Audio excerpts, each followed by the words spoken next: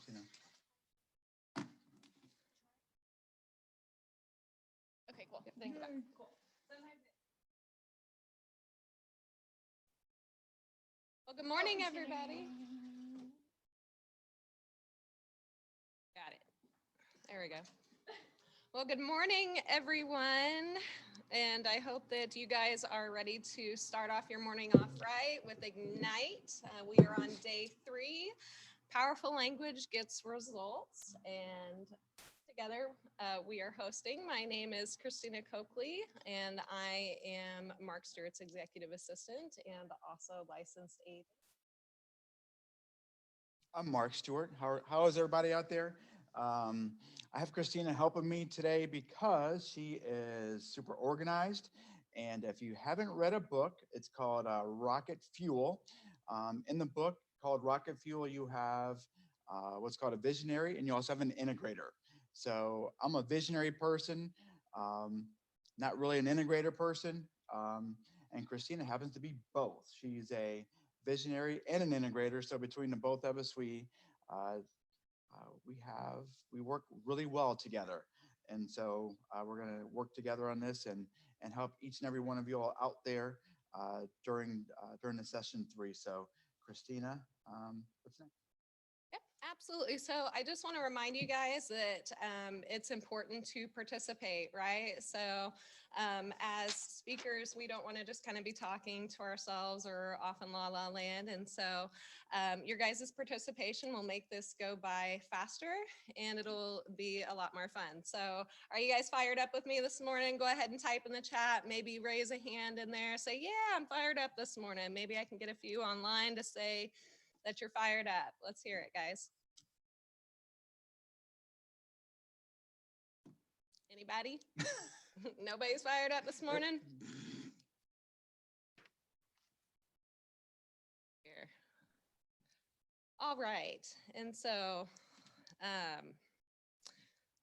our overall goal is to have powerful language that gets results.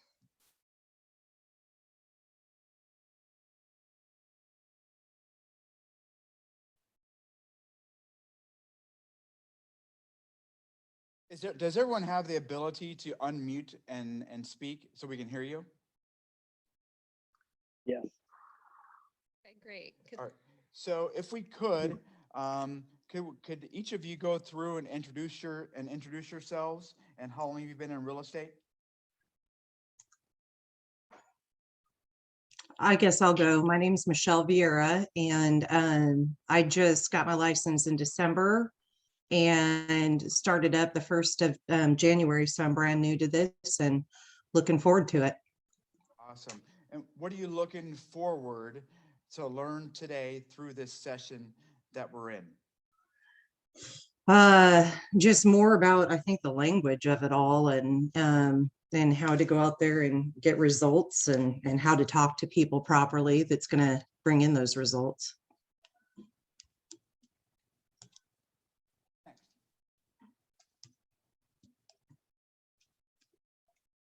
We've got Brian Jackson. We've got David Caldwell. Come on, let's hear from you guys. Well, I'll go, I guess. Brian Jackson. I've been doing this since '99, and I'm just kind of trying to get back to the basics and teach an old dog new tricks, so to speak. Okay, who's next? Don't be shy. Christina and Mark, can you move the microphones a little closer to you? Sure. There, you're just a little quiet. Is this Can you guys better? hear me? Yeah.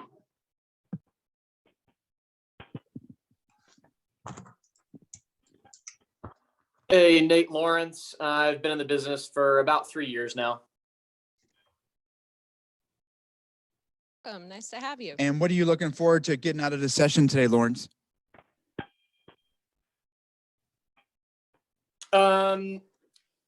Always just trying to pick up on different ways that people communicate. My background is in coaching, and so like one thing that I learned from that was that just different people respond to different sometimes phrases or types of language, or like everybody needs to be communicated with differently. And so just like that learning never stops. Like I haven't met every type of person out there, you know, so like everybody just needs to be communicated with different. So I'm just always looking for, different ways to talk to all different Awesome. kinds of people. Always wanting to grow. That's awesome. Yeah. Who's next? Can you guys hear me? David Caldwell? Yeah, I sold real estate from 2003 to 2009. Got out of it 2010. Passed my test again yesterday. Got my application back off, and I'm ready to get kick-started in my real estate business again. Gotcha. So you're kind of a new agent all over again. All over again. It's all changed. The technology, the way the market moves. So I'm trying to get a knowledge of it all again. Awesome. Thank you, David, for sharing. Who's next? I'm Dayton Lovin. I got my license late last year and just ready to hit 2022 hard. And just looking forward to hear some insights on powerful language that gets results today.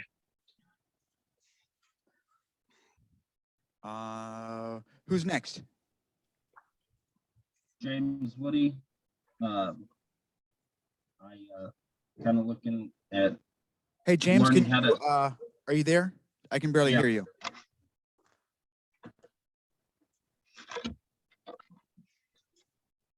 Can you hear James? me any better now? Yeah. Do you have a video? Yeah. We're all about interactive today. Yeah. So I come from the jail. You know, I knew how to, learn how to speak with those guys. Completely different crowd here. So kind of just looking at learning, some of the ways that the agents are, talking with clients and everything. Okay. And how have you had your license? I got licensed in November. Okay, cool. I appreciate each and every one of you all sharing your names and why you're here, because that's going to help me to share some things with you because I want to help you guys grow. Who's next after James? I'm Edward Iftemy. I just recently got my license a couple weeks ago. I'm kind of a blank slate, so I'm trying to learn any type of language, way to communicate freely any way that I can possibly. Awesome, cool. Thank you for sharing, Edward. Who's next? Hi guys, my name's Kayla Irby. I met Mark in the hall the other day. How are you? I'm good. Good. I've been with Keller Williams for 1 month and I've been in real estate for about 8 months. And before this, I was just in college. So I think that learning a different way to speak to people in more of a professional and business aspect so that they take me seriously, just because I'm only 24 years old and a lot of people, their first impression of me is, wow, you're so young. Like, what are you doing? So I just think that approaching it in a more professional aspect, people will take me more seriously. Awesome. And then what did you get your degree in from college? I'm still finishing it in business and marketing. I switched about 4 times. So I was searching for what I wanted to do, but I feel like I'm in the right area now. Awesome. So, yeah. Thank you for sharing. Who's next?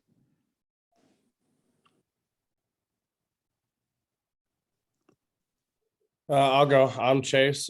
Just recently got my work permit actually yesterday, and wanting to learn how to, how different people communicate and how to approach different people with different aspects of communication. And I'm Sutton. I'm also on here. I've had mine for about 6-ish months, and I'm still just trying to learn everything so I can get everything down and going. Okay, so relatively, both of you guys are new. Fantastic. Glad to have you. Who's next? My name's Andrew Nussbaumer. I've been licensed for about a year. Been with Keller Williams a little over a month, and just always trying to learn how to better compete in this crazy market, I guess. So you've been with Keller Williams a month, but you've had your license for a year. Is that what you said? Yep. Okay. Prior to coming to Keller Williams a month ago, what did you do with your license? What were you investing, or were you just waiting for the right opportunity to join with the brokerage? So I got my license to better understand like the investment side. That's my main focus. And then I've kind of realized there's a whole nother side to it, and I'm trying to learn the agent side as well now. And so what are you most excited about, investing? Or are you excited about the real estate side, being a realtor? So my true passion of it right now is in the investment side, but I'm trying to learn the agent side and get excited about that as well. Okay, awesome. Thanks for sharing. Who's next?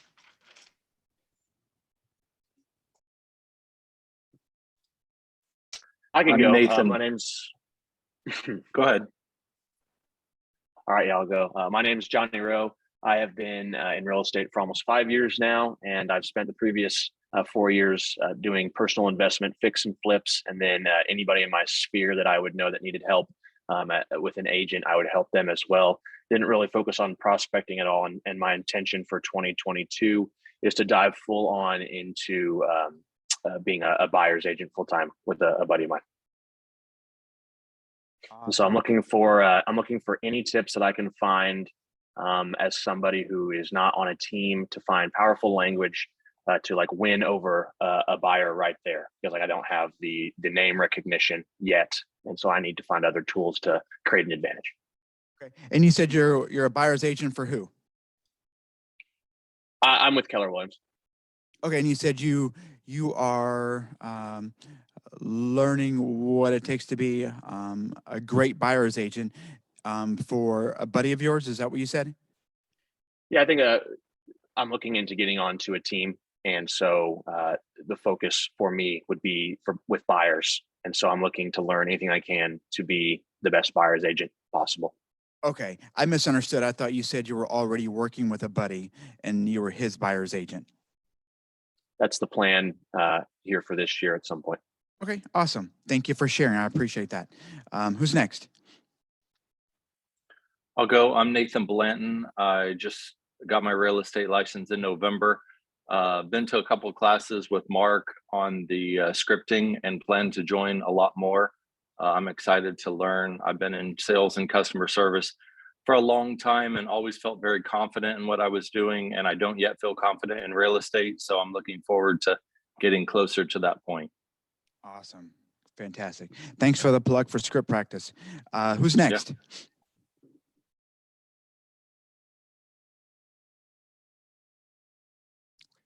Haven't heard from Miss Tammy yet, and I don't think we've heard from Susan. You can't hide out there. You can't hide. Hi, We Mark. got a It's list. Susie. Hi, Mark. It's Susie Griswold. Hey, Susie. Hi. I've been an agent. It was a year in October, and I joined late. So, what was your question? What are you looking to get out of this class? Why are you here today? Well, you're number 3 of 9 classes, so I'm going one by one. But I think overall, I often don't have a goal except for I want to go and see what I don't know already or what is new. And so every class I learn something new. It's never really what I was expecting, but it's always something new. And so it's all beneficial. You're right. Next. My name is Tammy Gore. I am the new admin for Kim Mooneyham. I've only been in the role for a couple of weeks, so I really don't know a lot. I do come from a background of commercial real estate as an admin. In fact, I'm still working as that. So. Awesome. Well, welcome to KW, and Kim Mooneyham is wonderful. So you are in good hands there. Thank you. You're welcome. Who's next?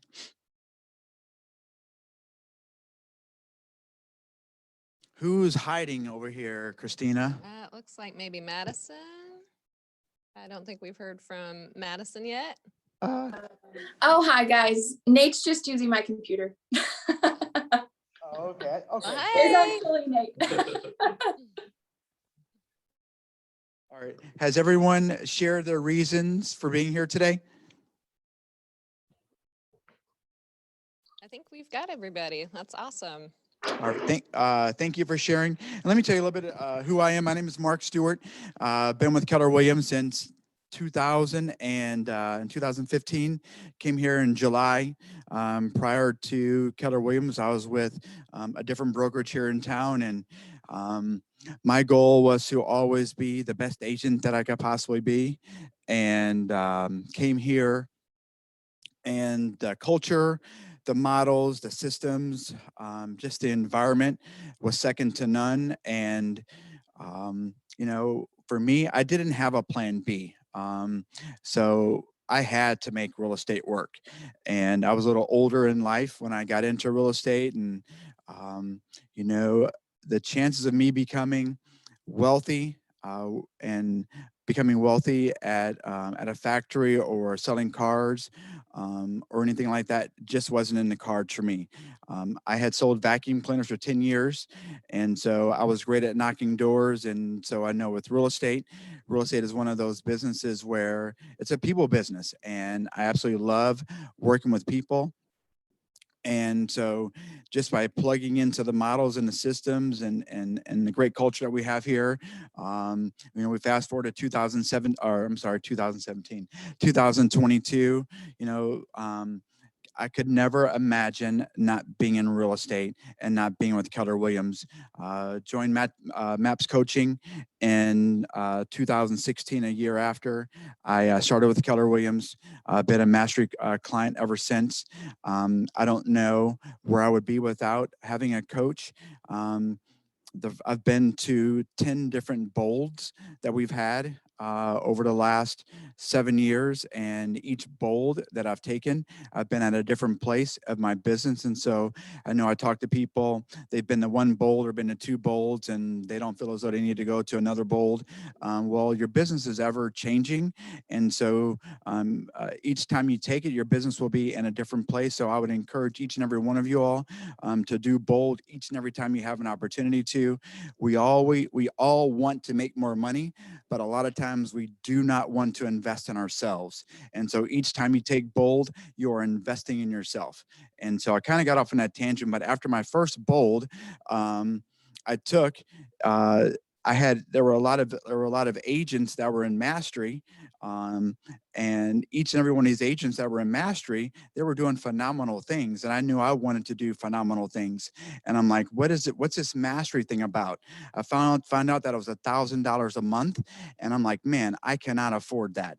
But part of bold, it was making a goal to get in mastery. So the next year, I jumped into mastery. But prior to jumping into mastery, I asked agents, you know, tell me about mastery. I mean, tell me about why this is going to impact me.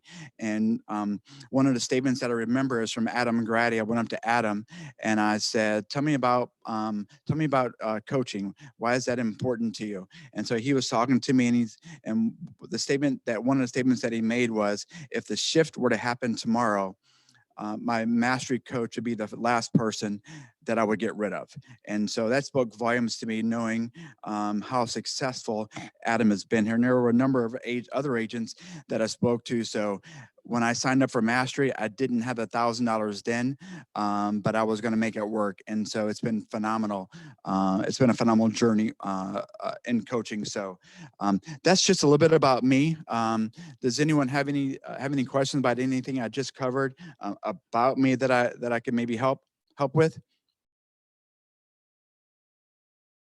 I think that was a great introduction, Mark. I think you really touched base on educating yourself and investing into yourself so that way you can further your career. So this is exciting for us to get kicked off. Of course, on Tuesday was the very first day of Ignite, where we spoke about fueling your career. And then, of course, yesterday with the amazing Claire. She had led the lead generation class. Lead generation is the core of your business. And so everything that we've kind of put together and reviewed so far is going to help not only us, but new agents as well, with establishing their core activities, daily habits to help fuel their real estate career. And so the very next section is what successful agents do every day. So here's the secret to being a successful real estate agent. Are you ready for this? There is no secret. Success leaves clues, so we know exactly what successful agents do every day. Everyday agents do two types of activities. One, they grow their business and run their business. Go ahead. So what does that mean? Grow your business, lead generate for buyers and sellers, make seller listing presentations and get listings, make buyer presentations and get listings, and preview real estate.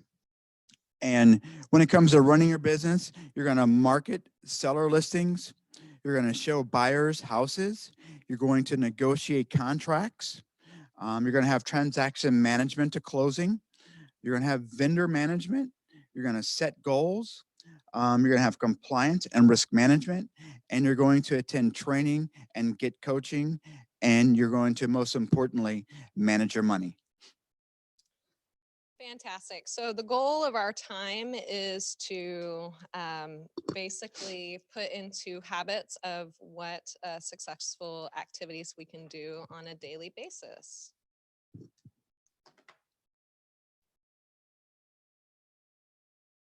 So grow the business, lead generate for buyers. So those that are there highlighted in red are some of the key components that we're going to cover in today's session, from growing the business. Hey, Christina. Yes. We can't see that slide. Do you guys have it in presentation mode to go to the next slide? Yes. Says your screen sharing. At the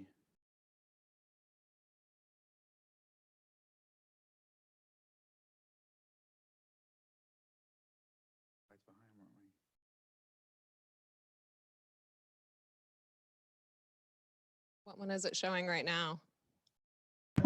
It's still showing just the home screen. Maybe you guys might be sharing the wrong, because there was two. There's one that's through PowerPoint, so make sure you're sharing that screen, the PowerPoint screen, not the Google Chrome screen. Technical difficulties, gotta love them. Okay, I'll come down. Thank you. Thanks.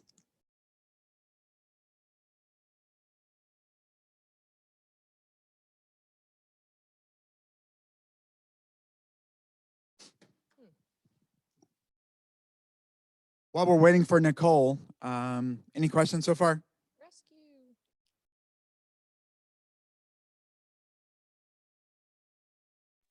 Hey, Mark, Yes. I'm similar situation as you. I'm middle-aged and switching careers. So if we've got nothing else to kill time, talk a little bit more about what that transaction or transition felt like, and you know, what was important to get ramped up.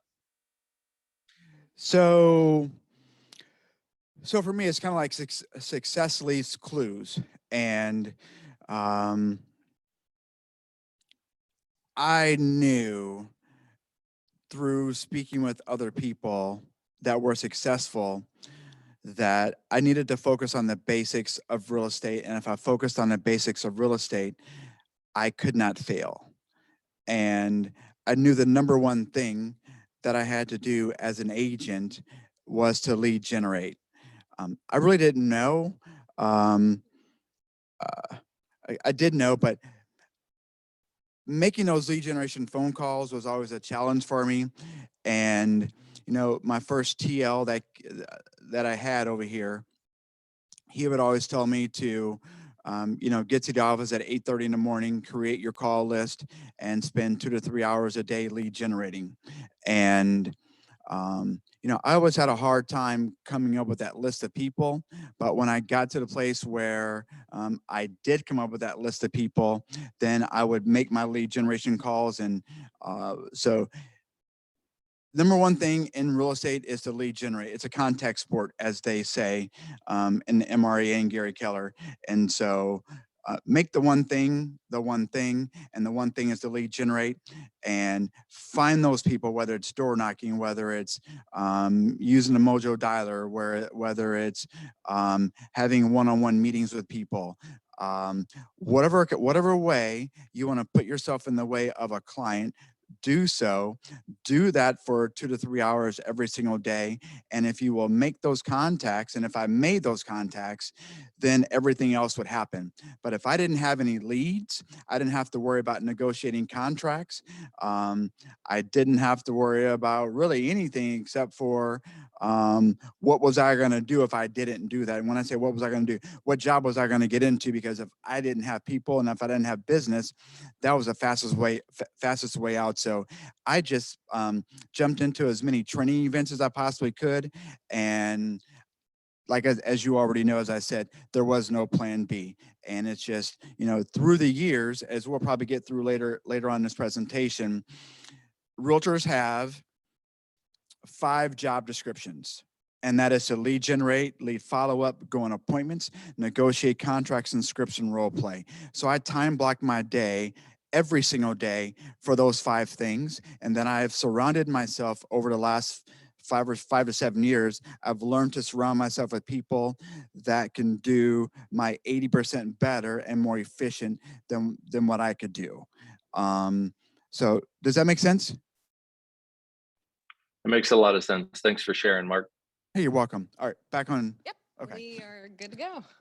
And so, so kind of just recapping. So growing your business with lead generating for buyers and sellers, making the selling and listing presentations, getting the listings, making buyer presentations, getting listings in preview real estate.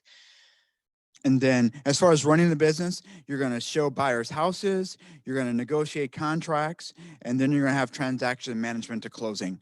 And as soon as at your earliest convenience, I would encourage you to relinquish the control that you high Ds have and hire a transaction coordinator that can do these things in a fraction of the time, therefore allowing you to focus on your 20%. Awesome. So the next portion that we're going to cover is the purpose of scripts. And so understanding the scripts from today, you can kind of expect. We're also going to do an activity where we talk about limiting beliefs and how to improve your mindset, benefit of using scripts, memorizing scripts, and then role play. And then we're going to cover some recap and ahas from today's session. So participants, raise your hands if you have ever heard the phrases or ones that are similar. So the first one we have up here is, did you find everything you were looking for? Go ahead and look around. Please let me know if I can help you. I see you admiring the big screen TV. Are you looking to get one? For this big game? Or forgive me, I'm reading this thing on this paper. I see you admiring that big screen TV. Are you looking to get one for this big game this weekend? And then. So just out of curiosity, just kind of a show of hands, maybe you guys can raise in virtual land. How many of you have ever heard of these phrases or ones that are similar, whether in real estate or outside of real estate? A couple of people, 3 people. Are they raising their hand? Yep, they're raising their hands. Look at that. This virtual world. I'm like, Woo, I'm used to having virtual. people present.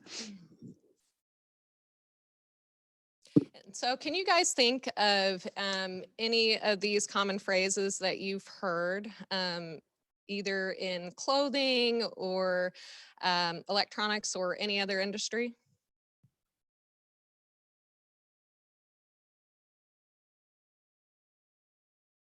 Okay. Quite a few of you. Okay, and so let's check the chat.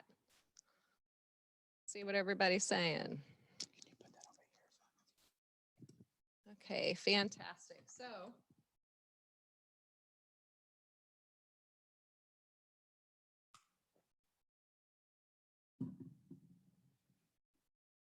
yep, Okay. yep, there they are. Got them raising the hand. Awesome. And so basically the point is that scripts should be seen as a tool for and an essential to getting the job done. Scripts should be 100% customer oriented and the benefit of applying the benefit of the customer throughout the entire conversation.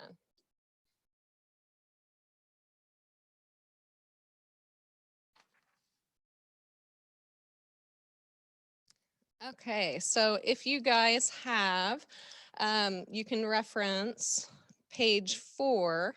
We're gonna do a little activity real quick, remove your limiting beliefs. Part 1, if you guys have from the participation guide, we're gonna be looking at page 4.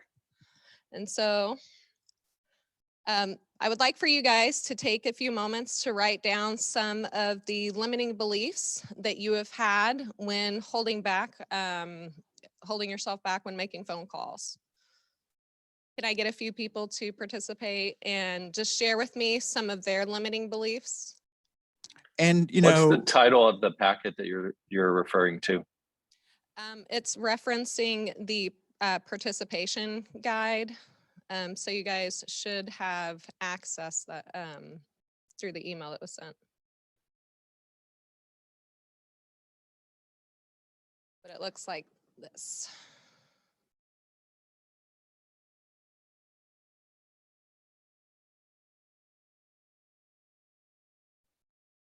On the top of the paper, it reads activity, remove your limiting beliefs.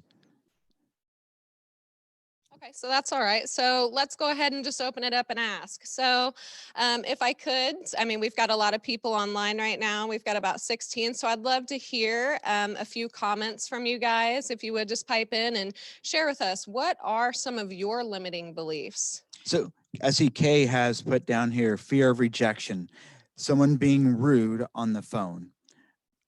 I totally understand where you're coming from, Kay.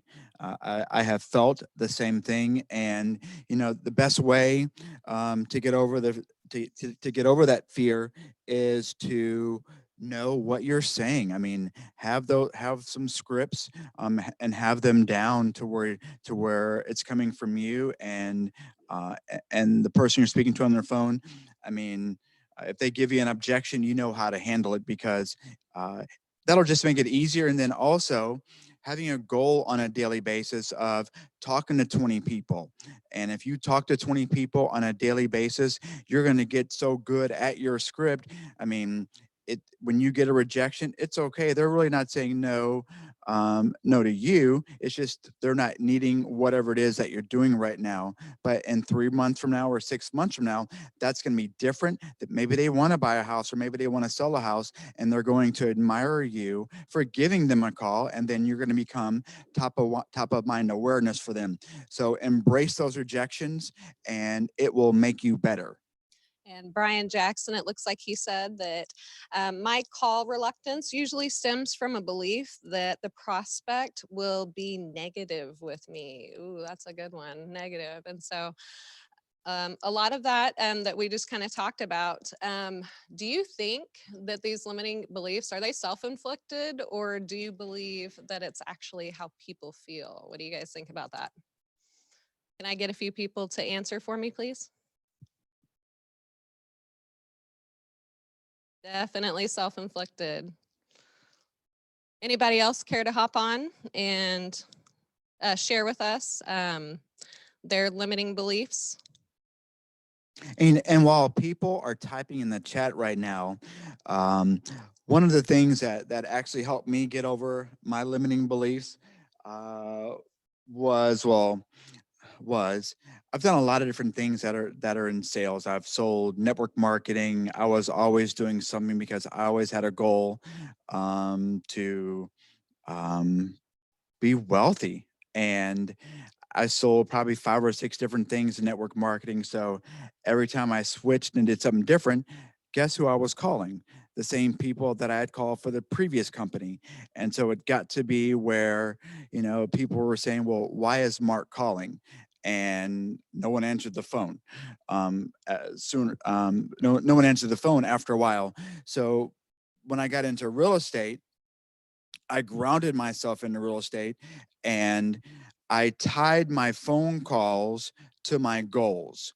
So if I knew that I needed to talk to 50 people, had to make 50, if I knew I needed to make 50 phone calls, out of those 50 phone calls, I would get a contact. And so if I knew that in order to reach my my goal of 50 sales a year, I needed to talk to X amount of people. So each person that may have been that may have rejected me, that got me that much closer to somebody that would be receptive to my phone call. So if you are thinking and you're self-inflicting that, let's get together and let's make some goals. Let's figure out how many phone calls you have to make on a daily basis. And if you set that goal and you hit that goal on a daily basis, that's going to get you to where your goal is. So don't take it so personal, if all that makes sense. And so, Mark, with this activity, we just kind of addressed what limiting beliefs are. We've had a few people kind of share with us some of their limiting beliefs. Brian Jackson said, "Hey, we sold Kirby together." Oh, I So forgot. that's awesome. Hey, awesome with that. And then Nathan says, the fear of not being an expert at the topic at hand. That's a good one. Let me take that. So how do you feel? How, Nathan, how can you become an expert at the topic at hand? At the topic at hand, what can you do? I mean, it just takes time and practice. And, my previous career, I was in it for 18 years and I could do it in my sleep. I could help other people do it in their sleep. And I just feel like I'm jumping into real estate and I'm not an expert, and that bothers me. I like to be really good at things that I do, and I'm doing real estate and I'm not really good at it. And so I want to get really good at it as quickly as possible. Absolutely. So what does your day look like in the day of being a realtor? Tell me about that. I mean, right now I kind of feel like I like to describe it as I'm ready to run the race. I'm on the start line. I got my clothes on, I got my shoes on. I'm ready to run, and I just don't know which way that I'm supposed to run. That's kind of where I feel that I'm at right now. So I kind of feel like I'm stuck at the starting line with no real direction on which way to go, to be completely honest. So tell me, give me an example of what yesterday looked like for you.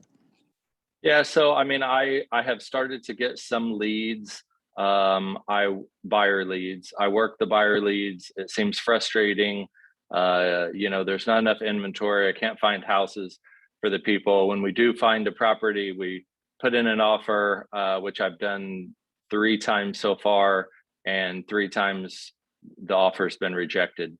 So I want to generate more leads. I don't have enough leads even to fill the day. So I need to do more prospecting, more phone calls, more of those activities.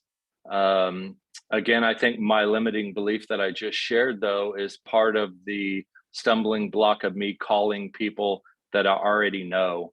I feel like that, me not being an expert in what I'm doing, limits my desire to start calling people that I already know. And even now, I don't have a problem calling someone I don't know, because worst case scenario, they're like, okay, well, Nathan was an idiot and didn't know anything about real estate, and we're not using him. But I never have to see that person again or talk to him again or anything. But the people that I do have to see and talk to again, I don't want them thinking Nathan's an idiot. So that's my limiting belief, which is holding me back right now. I think we've all been there. I mean, I have. Yeah, and thank you so much, Nathan, by the way, for sharing that. Yeah. And so I would actually like to follow up with that with a question for you, Nathan. What do you think that you could do to help remove some of those limiting beliefs that you just shared with us? What I've been struggling with since November when I got my license is I want to hurry up and learn all I can and get to a point where I feel like I know I'm not going to become an expert in a number of months. I mean, that's going to take years. It certainly did in my prior career, but I want to get to a point where I feel comfortable, and then I'm ready to start calling people that I know. But I know that in and of itself is holding me back, because to your previous point, Mark, I mean, the more people that you talk to, the more experience that you have, it's going to kind of grow on itself. And then I'm going to be getting more comfortable as the time goes by. So I hope I just answered the question. Now I've forgotten exactly what the question was. You did. Thank No. you. No, Okay. that was great. So you addressed your limiting belief, and then you also addressed how it is that you can correct it, so that way you can improve the conversation that it is that you have. So nice job. I appreciate that, Nathan. Thank you. And you know, Nathan, to help you, I mean, I know we have the productivity coaching here, and perhaps maybe are you already in coaching? No, I did not join Okay. coaching. So I know Brian Stone does a great job of holding people accountable, and so right now, just get some accountability in your life, and no, not in your life. I'm so sorry. I didn't mean in your. Get some accountability in your life. You're right. no. Get some accountability when it comes to your real estate. And have you set your do you know what your goal is for this year in transactions? No, I didn't set a specific goal in transactions. I'm not great at setting goals. I am highly motivated. I'm highly driven by money. Like in my previous career, I didn't necessarily set goals. I just worked really hard at it and was very successful. So that may not be the right strategy for real estate, but so far that's where I've been. Absolutely. Well, visit with Brian. I mean, visit with me. Visit with Tim. And let's get some goals for you, because the goals will drive your daily habits. And if you have those habits as a realtor on a daily basis, you will be successful. And it starts with that lead generation piece and making those contacts on a daily basis. I know it sounds simple and it sounds boring, and actually is boring, but that's the beginning of where it all starts. Gary Keller says, success isn't sexy. I mean, doing those boring things on a daily basis, there's nothing sexy about it. But those are the fundamentals of real estate. So. Well, thank you so much. We appreciate you. Absolutely. And it looks like we've also got in the chat too, Miss Michelle. She said some of her limiting beliefs is coming across as trying to sell something and not understanding the topic well enough, rather than sounding genuine and therefore getting negative reactions, especially the people that I know, especially with the people that I already know. Michelle, would you mind unmuting yourself, please? Yes. All right. Tell me more about that. Well, I think just kind of what Nathan was saying. I definitely identify with a lot of what he was just talking about, and that fear of just getting started and, reaching out to those people that I do know, and not having a strong grasp on the real estate market here locally, and just learning and sounding stupid and foolish, or like, hey, I haven't talked to you in a while, but I'm an agent now, I'm trying to sell you something. You know what I mean? Like, I really want genuinely to help people, but I'm afraid it's going to come off as, hey, I just want you to put money in my pocket.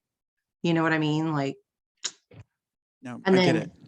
just feeling stupid, but I get it. I did start with Brian. I've only had 2 sessions with him because I literally am just so new, but I would definitely say that's my limiting belief in driving me and, making it hard for me to start. I'd like to say something. Go for it. Go ahead. Yeah, let's hear you, Susie. So my first sale was to my son.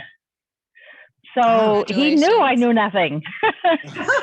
and to my neighbor. And so I found it really helpful to start with people I knew, because they knew I was still learning, and I know I made some mistakes, but now nothing has helped me better than just jumping in and doing it.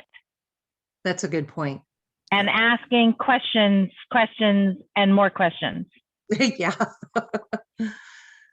And so just kind of circling back to what you had said, Michelle. And so it sounded to me like you were saying that a lot of your limiting beliefs is that you just don't want to come across as salesy, right? If I Right. understood you correctly. And so, Yes. and I'd love to open it up to the chat as well, but I'd love to hear from you guys. What are some different ways whenever you're going through and you're making your first phone calls? What are some different ways that you can engage with your family and your friends? You're brand new to real estate, you're introducing yourself. What are some of the questions it is that you think that you could ask your friends and family to try to help make it seem more personal than salesy? Would anyone like to share?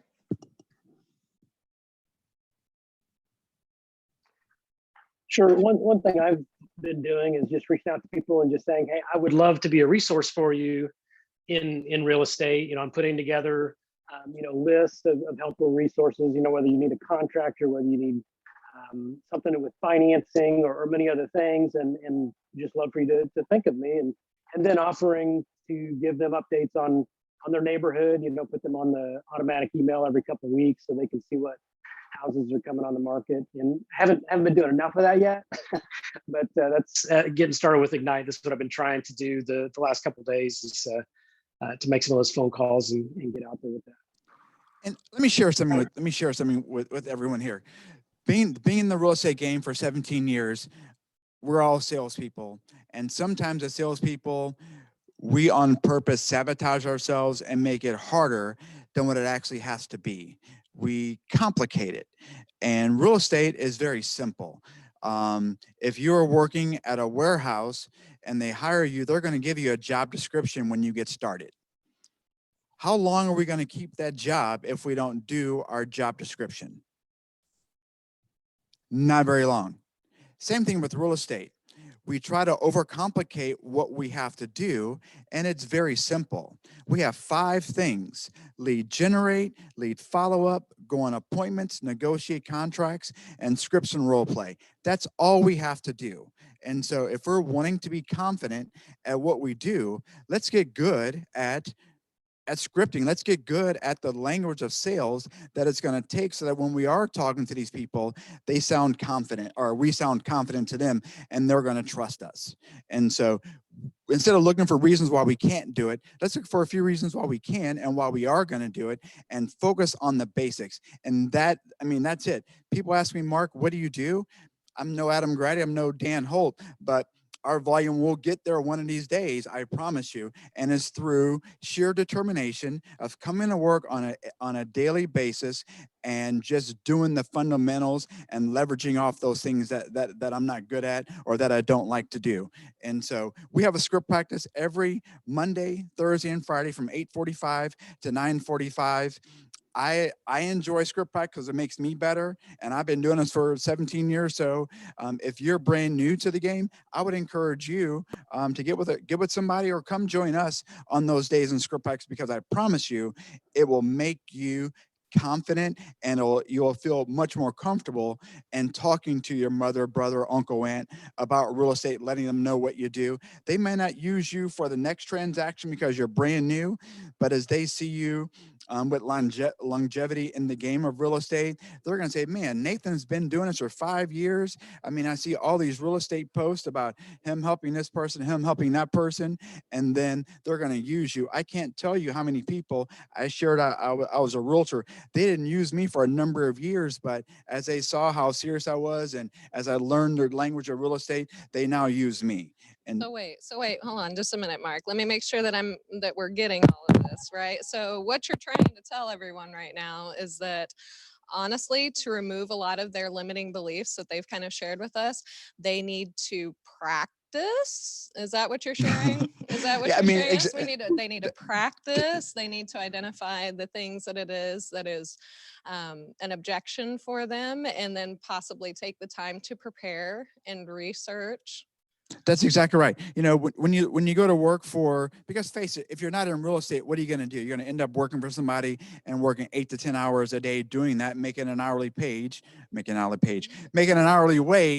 And then while you're there thinking, well, and then you're not going to be happy with what you do because you love real estate.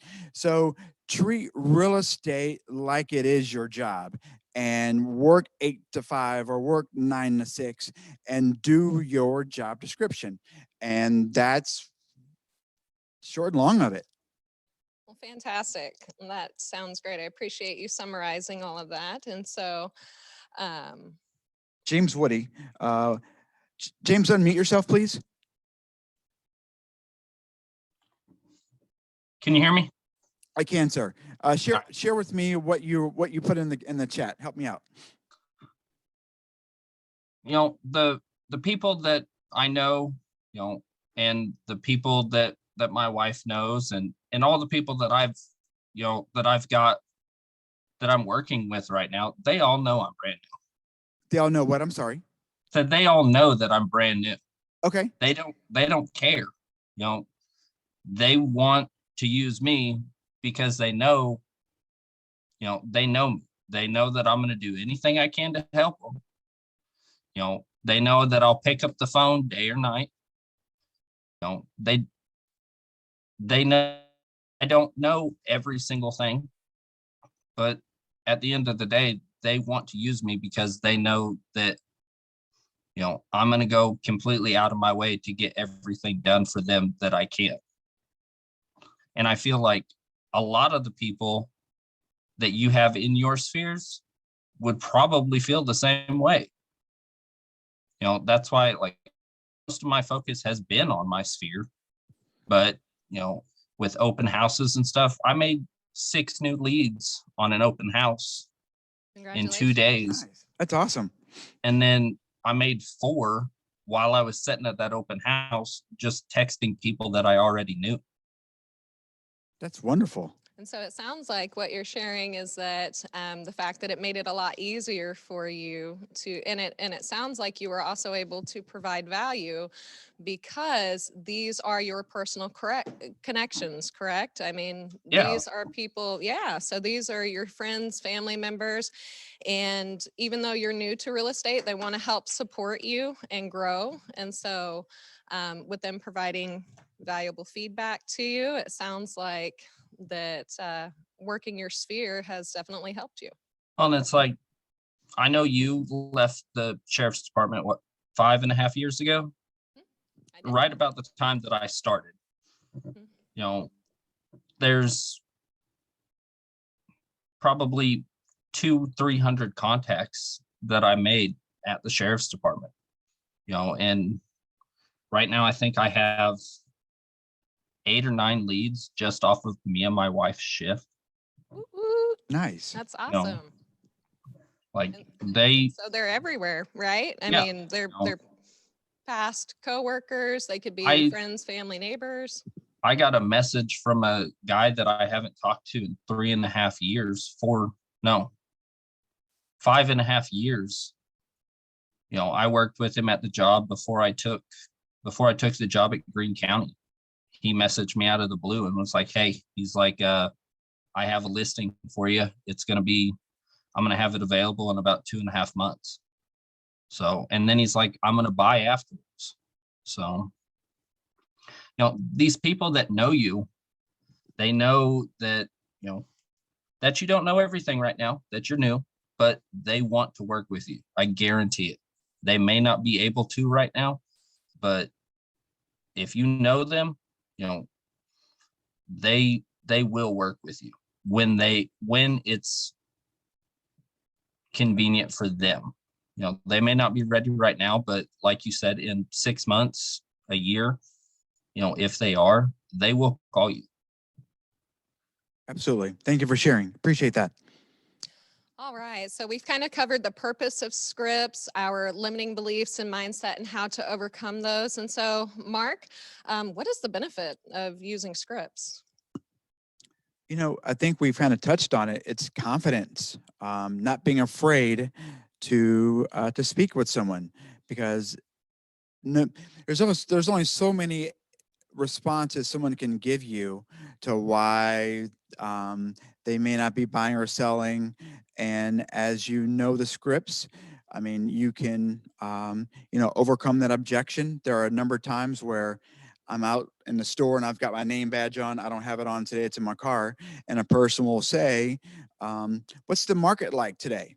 And coming to script practice, I learned the correct response. But before I learned the response, when someone would say, "What's the market like?" Well, let me throw this toward you guys out there in virtual world. If somebody asks you, "What's the market like?" What would your response be? Let me see. Let me see what a couple of y'all would say.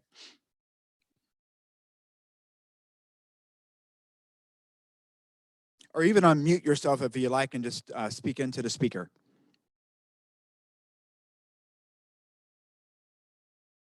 Seller's market, Michelle says. Yep.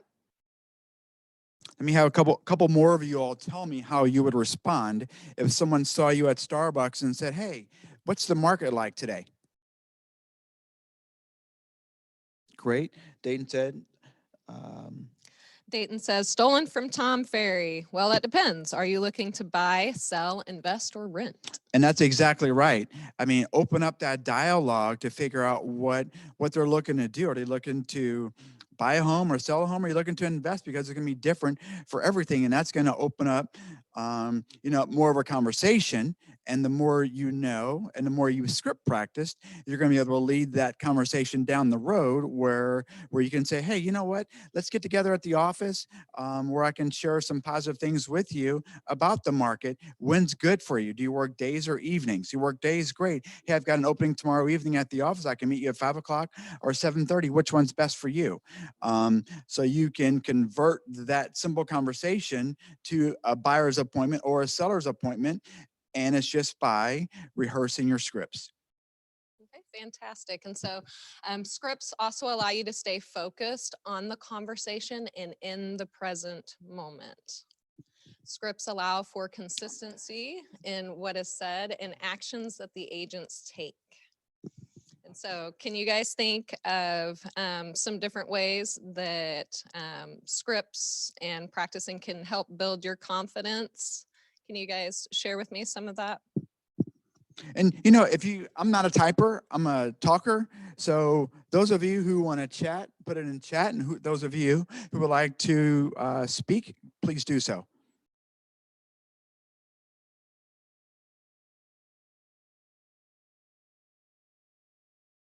Not everybody at once. So this isn't exactly an answer, but I feel like we all use scripts every day, and it's just a matter of internalizing the scripts that we need to talk to these prospects. Because like when I have somebody say, "Can I help you, sir?" or "Can I help you find something at a car lot?" I'm going to say the same thing every time. You know what I mean? Absolutely. And I think we all have those scripts, and it's just a matter of internalizing the scripts to get the next question and the next answer and continue the conversation. So I mentioned in the chat, I almost always say, "Well, it's a crazy market." When they ask me that, "Are you thinking of buying or selling?"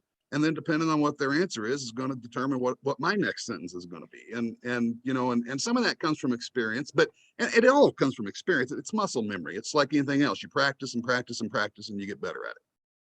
And so thank you, Brian, for sharing. Someone told me a long time ago, a person has to get sick and tired of being sick and tired before they make a decision to do something. And, that was me. I was sick and tired of being sick and tired of not making a lot of money. And I'm thinking, what do I need to do to be successful in real estate? And I kept trying to reinvent the wheel.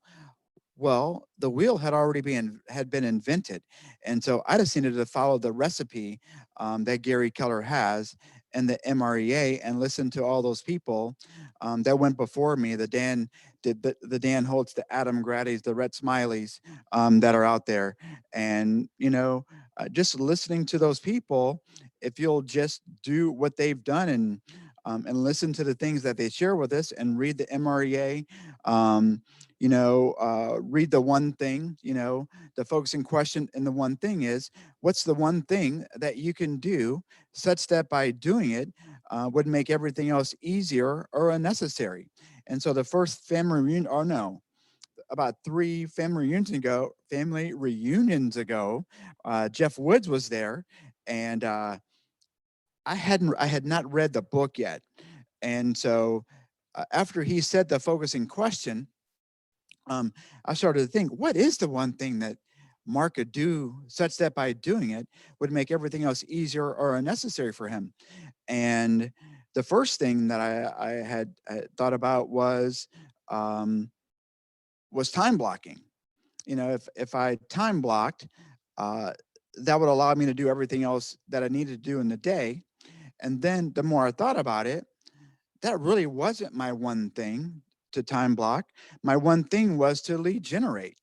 Um, and how I came to lead generating was by having my time block. So, you know, people will always put generating off because their fear of that rejection that we had talked about earlier in the chat.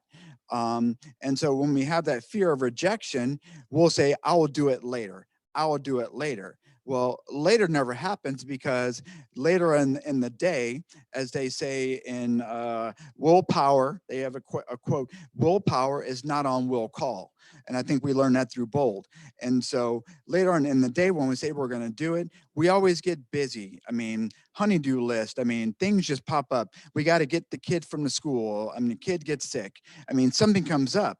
So when that happens, we say, I'm going to hit it hard tomorrow morning. Well, guess what happens tomorrow morning? We get another excuse why we can't do it. And so the one thing for me was to make sure that I lead generated first part of the day when my willpower is at the highest. And then you will run into business on a daily basis if you will make sure you lead generate and stop making excuses for yourself for not doing it. I'm sorry. Go ahead, Christina. Would you say that you had developed a pretty consistent routine and scripts put together for you in order to complete those activities, Mark?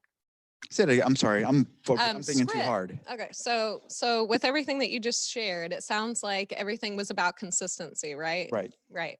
And so in order for us to kind of do so, being able to utilize the scripts, being able to implement it into your daily practices, you had mentioned about your time block and things. So it all kind of collectively together circles back around to the key is consistency, right? Exactly right. Okay. On a daily basis, consistent. Do the same things day after day after day after day. After all, it is our job description. Lead generate, lead follow up, go on appointments, negotiate contracts and scripts and role play, and leverage everything else off that you're not good at or you suck at. No, or that you're not efficient at. And you may not be able to do it initially, but the one piece that you can do immediately is a transaction to close. Onward services, use onward services to do that. A lot of people feel as though they have to have the control of that, but that's not making you money to do your transaction to close.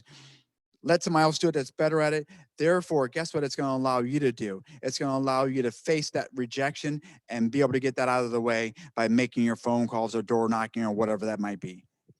So we'll kind of open it up a little bit for some ahas in regards to script practice. Let me ask you guys, what are some of your experiences that you've had when using scripts? Feel free to type in the chat and I can read them aloud and we can discuss them, or you can go ahead and unmute yourself and share with us. I love what Brian said in here. It's always easy to get distracted by the busy work. Absolutely. Either unmute yourself and speak through the microphone, or please put in chat. And just to recap, the question was, what are some experiences that you've had when using scripts? Well, for me, it got me business. When I wouldn't get business, then I got business. I wasn't really going off of a script this last weekend, but I kind of just have a thing that I say to everybody that comes into my open houses. And, I'd either say, ask them if they had an agent. If they didn't, I say, well, I'd love to give you my business card, But believe it or not, James, what you just shared with us, that is a script. Yeah. That is a script. And Kay put in chat, Brian Stone told me the other day, quote unquote, don't mistake movement for achievement. So Kay, do me a favor. Will you unmute yourself for me, please? Yes. Hello. Hello. All right. So you're on the hot seat here, okay? Okay. So that quote, don't mistake movement for achievement. How does that resonate with you? I kind of was talking to him in the computer lab and I was like, I just feel like I've gotten a lot done in the first week and a half of the year. And then I felt like I got so much done that now I felt like I had nothing to do. So I got everything done on my to-do list. And then now I'm like, okay, I have all this time and I don't know what to do with it. And he was like, you know, you need to do things every single day that's moving the pen forward on your business. So don't mistake movement for achievement. So basically, all of this busy work that I feel like I fill my time with is not actually achieving anything for my business. So, I mean, some things are, some things aren't, obviously, but it's just really focusing on the things that you can do that are moving the pen forward rather than, you know, running in place over and over and over again, just getting stuff done whenever you're not actually contributing to the growth of your business, if that makes sense. Great. So let me ask you this. So based on what you just shared with us, Yes. what are those activities that you're implementing on a daily basis that are dollar producing activities that are going to move, that's going to move the needle forward? What are the things that I do? Since having that conversation with Brian, Mm-hmm. and replacing the busy work, or those busy items on your to-do list that weren't moving the needle forward, what are the things that you've began to do since then to move that needle forward in your business? Well, it has only been 2 days, but it stuck with me. That's okay. I've been starting to really, especially after yesterday's Ignite, I think that really nurturing your relationships with your sphere is something that I needed to be better at, just because I do know a lot of people in Springfield. I grew up here and my family knows everyone, and therefore I feel like I know everyone. And I just feel like nurturing those relationships is really going to help my business, just because you kind of assume that people know you're in real estate because people will say it to me and they're like, oh my gosh, like congratulations. But then I've seen a couple people use other agents and I'm kind of like, wow, that actually kind of hurt a little bit. Right. That you didn't, you know, you talked to me about being in real estate and then you use somebody else. But I'm like, what am I doing to not stay a parent, I guess, in their lives to where they, you know, trust me, want to use me rather than other people, but they, you know, they may have a closer relationship with them. I don't know that, but I just think nurturing the relationships that I do have in your sphere is something that I know I need to work on. And along with learning how to lead generate, I came from a company that stop 1 second. second. Back up to what did you say about you led into lead generate? How did you start that off? I need to learn how to lead generate. Oh, okay, perfect. You need to learn. Okay, perfect. I missed that part. Yeah. I just think getting leads more organically is something that I really have trouble with. So, you know, obviously your sphere is very important, but I need to learn how to reach out to other people too, and learn or meet new people to work with as well is something that I struggle with, just because I kind of stick to what I know. And I came from a company that was kind of feeding me leads, which was great because I had people to work with and to learn, but I just want to learn to like reach out to people and know how to organically collect those leads. So another question for you. How do you I plan kind to of went off on a spiel, sorry. Oh, no, that's okay. No, you did it. No, I mean, you did a wonderful job sharing and we appreciate absolutely you being taking that. transparent. I'm sorry. Yeah, being shared a lot. transparent. Yeah. Okay, go ahead. I'm an open book. So. Yeah. So it sounds like you've pretty much got your mindset in the right place, right? It sounded like I also heard a little bit of you sharing some limiting beliefs as well, because you had said that, you know, man, it just kind of hurt. You know, a friend of mine may be going with somebody else just because I'm inexperienced. And so a lot of what it is that you kind of shared, and even falling into wanting to lead generate, it sounds like that a lot of that starts with the very first step, and you're already on it, is working your sphere. So I wanted to tell you good job on that. And even though you're only 48 hours into it, I mean, good job. So it really stuck with me. I had to write it on a sticky note and look at it every day. So I challenge you, Kay, come to script practice on Monday, Thursday, and Friday, and we I would will love help you to. get better. I wrote that down. I just didn't get the days that you said. So I'm glad that you repeated that. Yeah, Monday, Thursday, and Friday from 8:45 to 9:45. And believe me, this probably helps me more than it will you guys, because I mean, if there's, you know, there was a bowl that I went to three sessions ago. His name is Jake Geiger, and you know, they have a script off every Friday in their office, and if his agents outscript him, then he pays, you know, that agent money. And then if the team leader outscripts the agent, then you know, it works just the other way around. And there's nothing that gives you more confidence than knowing that when you're talking to a buyer or a seller, there's nothing that they can say that's going to trip you up, and all things that you say to them will either lead to an appointment or a sale or a consultation. Go for it. Well, fantastic. So we're getting a lot of good nuggets. It sounds like we're getting a lot of response and feedback. So thank you so much for everyone sharing with your experiences and just some different feedback and information from your coaches. We appreciate it.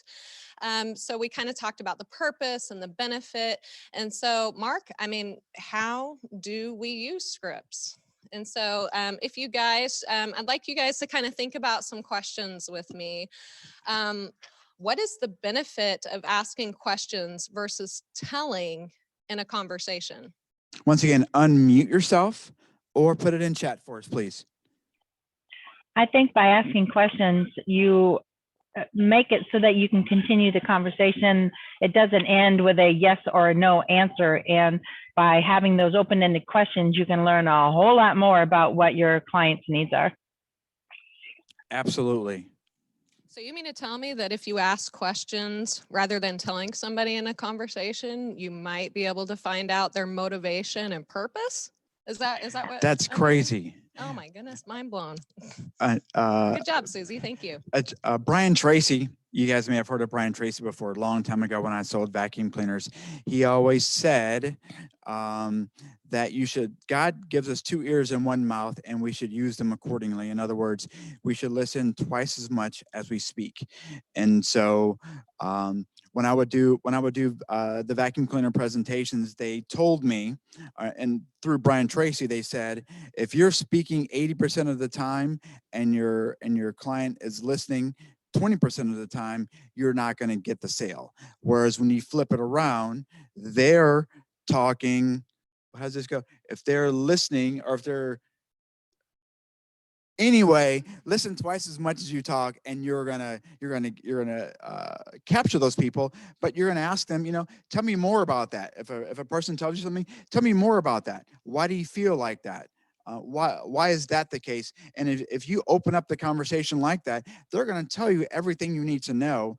And so get good at being a question asker, because you will lead them down the direction that you want to take them.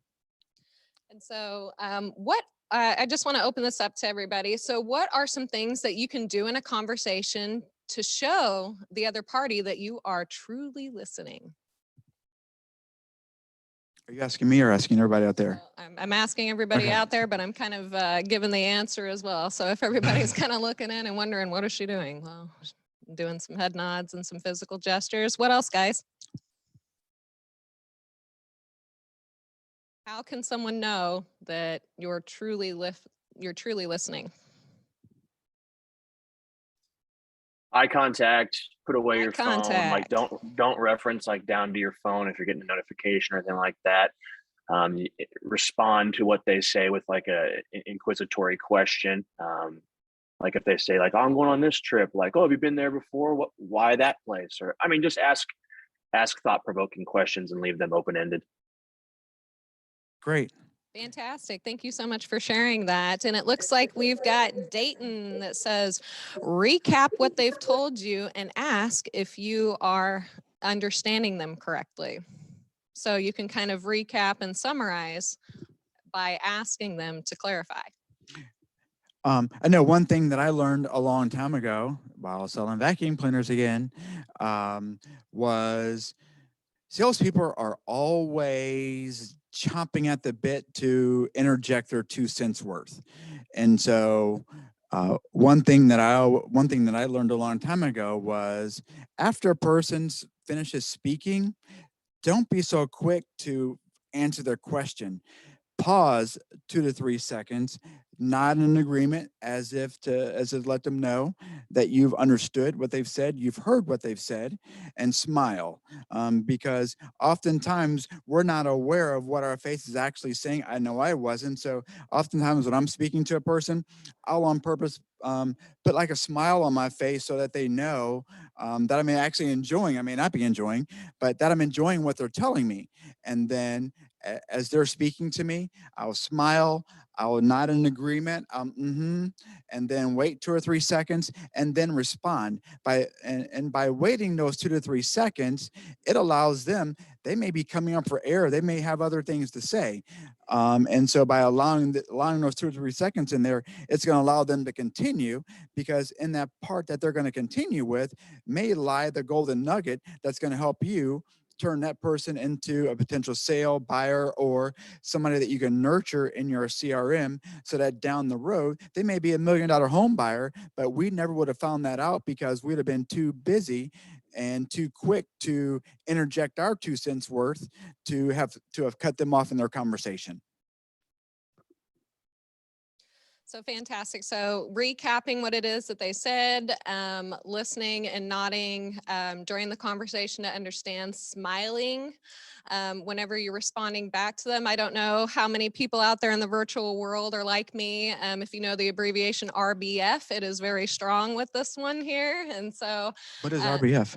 Well, resting bee face. Oh, Mark. gotcha. Yeah, Okay. that's okay. Yeah, for everybody else that's out there who knows what RBF is, you know, ha ha ha. But I suffer very strongly for that, and so I have to constantly remind myself, like, smile. You need to make sure to smile, Christina, because if not, people may not be fully accepting fully receiving what it is that I'm trying to communicate. So being consciously aware of that. And so leading into it, my next question for you guys is, how does tone of voice and body language affect a conversation? Let's hear what you guys have to say out there. How does tone of voice and body language affect conversation? It can really set the whole mood for the conversation.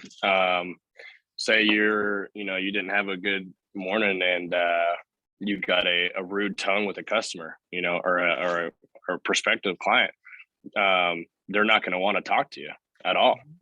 So just having the correct tone and correct attitude is really going to set the conversation with how it ends. Absolutely.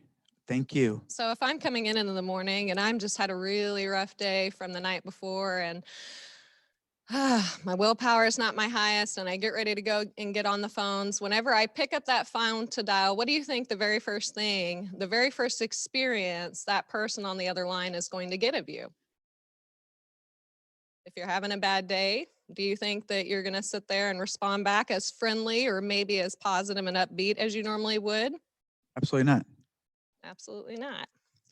So I appreciate you guys taking the time to share that with me. We actually do have a video, and I'm hoping that it'll play for us for how to use scripts. And if you guys also would, you can reference page 5 in the participation guide to follow along with us.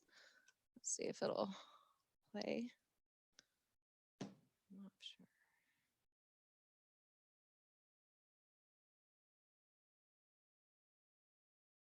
I don't know. I feel like I'm kind of pressing my luck from this morning and the screen share with the technology this morning on us, Mark. So If we can't get it, I guess we'll just, And if you guys can't, you should have received the presentation as well. And so you can click on. is it not working? No, Okay. not really. Nicole? Oh, I didn't. I thought that was Nicole, Oh, but it was no. Susie. Shows.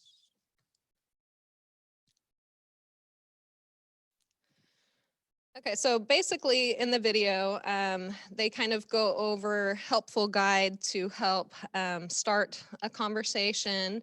And they kind of go over exactly what it is that we talked about, asking the appropriate questions and how to tell in a conversation and going over the tone of voice. So the next part of our agenda is memorizing scripts. Now that you have an understanding of the purpose of scripts, why do you think it benefits us as agents to use them? Would like to open it up to everybody.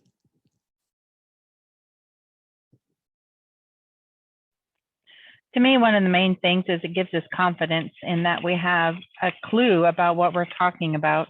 And if we have confidence, then we'll continue with the conversations and are able to then better help our clients. Bingo. Love it. It's so simple. It really is. Once again, salespeople look to complicate things. And so it's the old KISS method. Keep it simple, Sam. Keep it simple. And gosh, that's all I can say. Once again, drawing back on my drawing back to when before I came to Keller Williams, I was a buyer's agent for another brokerage, and he was a Fannie Mae vendor, and so there's a ton of investors that always want a good deal, and they would always call, and he didn't want to show properties anymore, so that was why he brought me on. And I was happy to do it because I wanted to be a realtor and I wanted to make money. And, it's, I got to the place, I got really good at it. And started winning awards for it. And I'm like, man, there's something to this. And, I got to the place after 2 or 3 years, I was making a pretty good amount of money.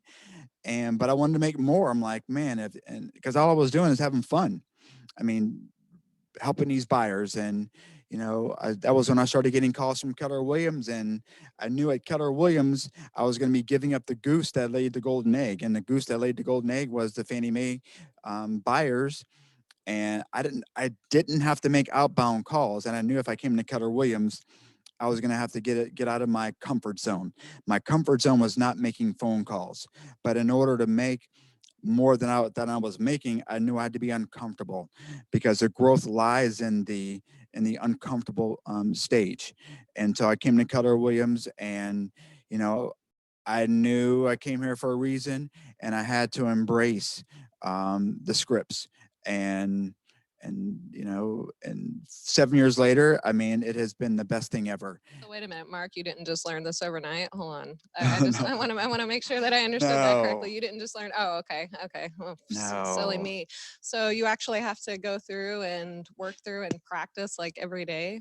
Is that what football teams do? They practice 60 hours every week just to perform a couple hour game. That's it. Right? 60 hours of practice.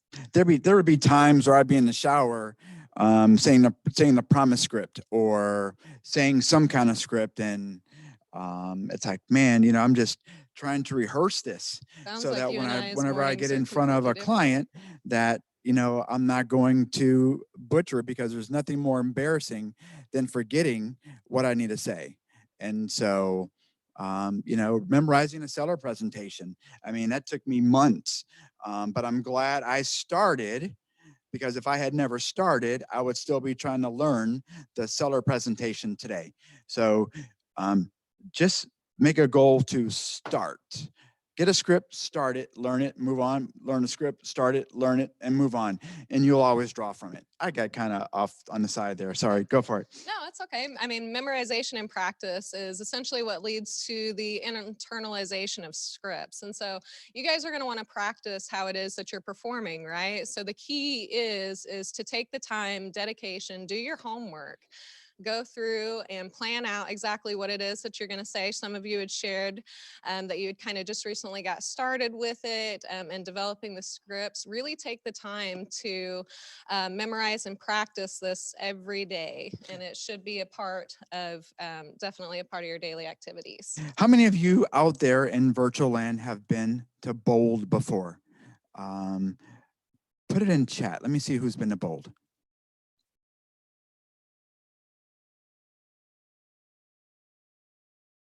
Is that no one? Susie. Oh, Susie, yeah. Susie, how does that one bold law go about how you participate? Go ahead and unmute yourself. And if you need to look up, on the bold poster, go ahead and do it. So which one is it? Because I have my bold planner in front of me. Okay, so it's the one about how you participate.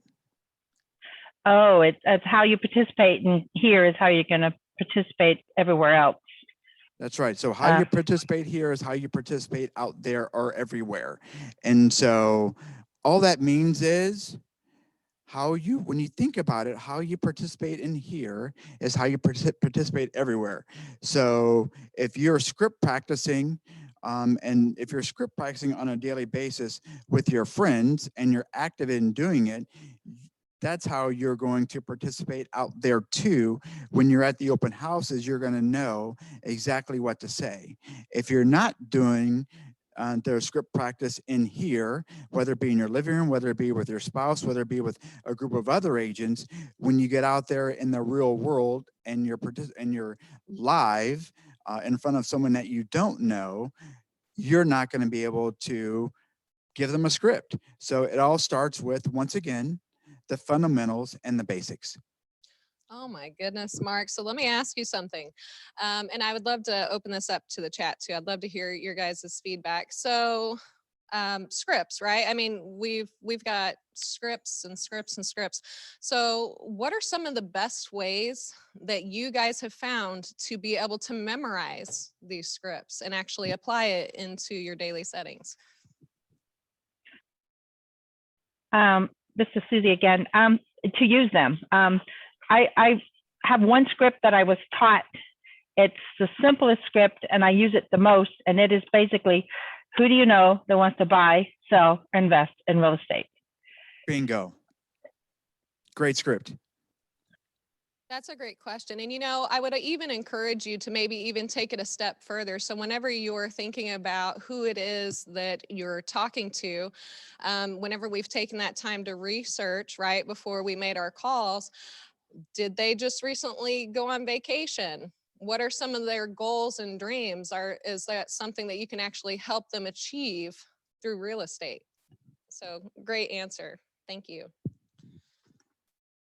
So next, so let me ask you this, and let's write this down. Let's put it in chat. So the question is, what are 3 negative consequences of failing to learn scripts? Think about it. What are the 3 negative consequences, or what are 3 negative consequences of failing to take the time to get good at your craft? Either say it out loud or put it in chat, please.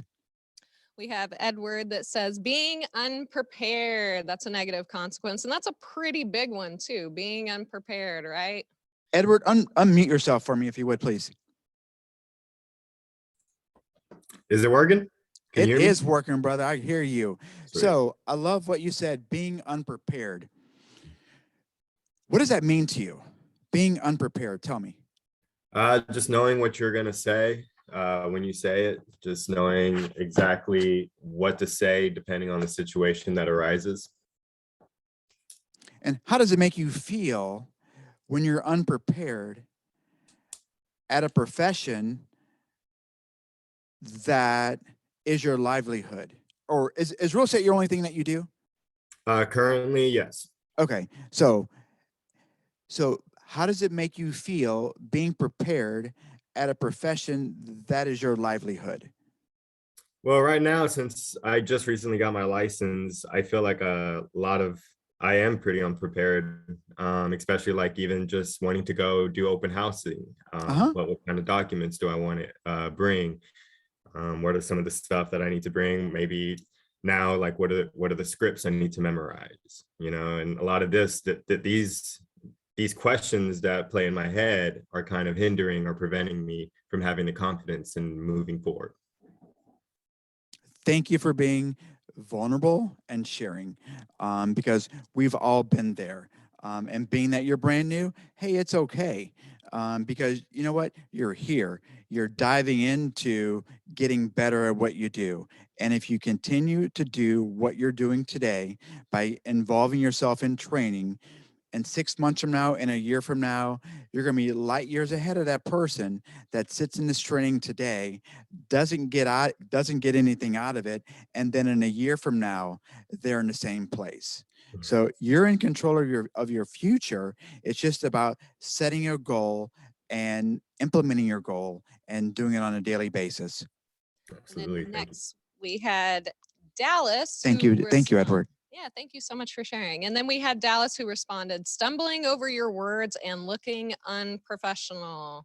Yep, that is a huge negative consequence. And so you're getting ready for the day, getting ready to prepare for your phone call and everything, and you're stumbling over your words. You don't know exactly what it is that you're going to say. You just know that you took the time to go ahead and dial them, right?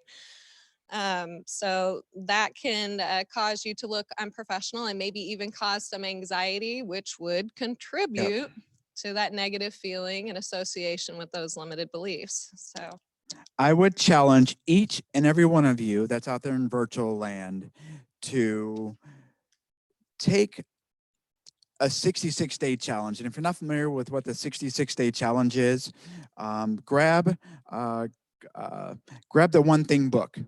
And the One Thing book is, it's Jeff Woods, but it's, what's the one thing you can do such that by doing it would make everything else easier or unnecessary. So, make a 66-day challenge and, make the challenge be to script practice every day. Do it for 66 days and see how your world will change and how your life will be impacted and how much more confidence that you're going to have when you get on the phone to talk to these people. And you guys, if you check in the chat, Nicole just posted a link for the 66-day challenge. So if you guys are interested in checking that out, please click on the link and you guys can kind of follow along. Thank you so much for sharing that, Nicole, for us in the chat there. And so we kind of got a little bit of feedback. And so what were some of your guys' ahas from everything that it is that we've just kind of talked about with memorization and practicing to internalizing scripts? I'm going to start calling on people if I don't get people responding. You can't hide because we see everybody that's here. It says participants. Kay, you know what? I'm going to pick on you. Hopefully it's okay. Kay, will you unmute yourself? Hello. There you are. So maybe rephrase the question for Kay. Hey, Kay. So could you kind of share with me some of your ahas from what it is that we just kind of talked about with memorizing and internalizing scripts? Are you talking about like the whole day or just the script? Everything that we've just kind of talked about up until this point. I honestly feel like whenever Mark said that, what did he say? He said that learning or doing the scripts isn't sexy or something like that. Success isn't sexy, whatever he said. This isn't sexy. Yes, something like that. Or like the process. That really stuck with me just because it's like, you can't just jump to being successful. You have to do all the dirty work in between, and you really have to work hard, and you have to, contribute to what you want to accomplish on a daily basis. And whether it's something you want to do or not, you need to do it if you want to get to where you want to go. So I don't know, that kind of resonated with me. So Awesome. Love it. Love it. So during Ignite, we've kind of got some spicy nuggets, if you will. We did, We right? kind of got some spicy nuggets. That's awesome, guys. And so,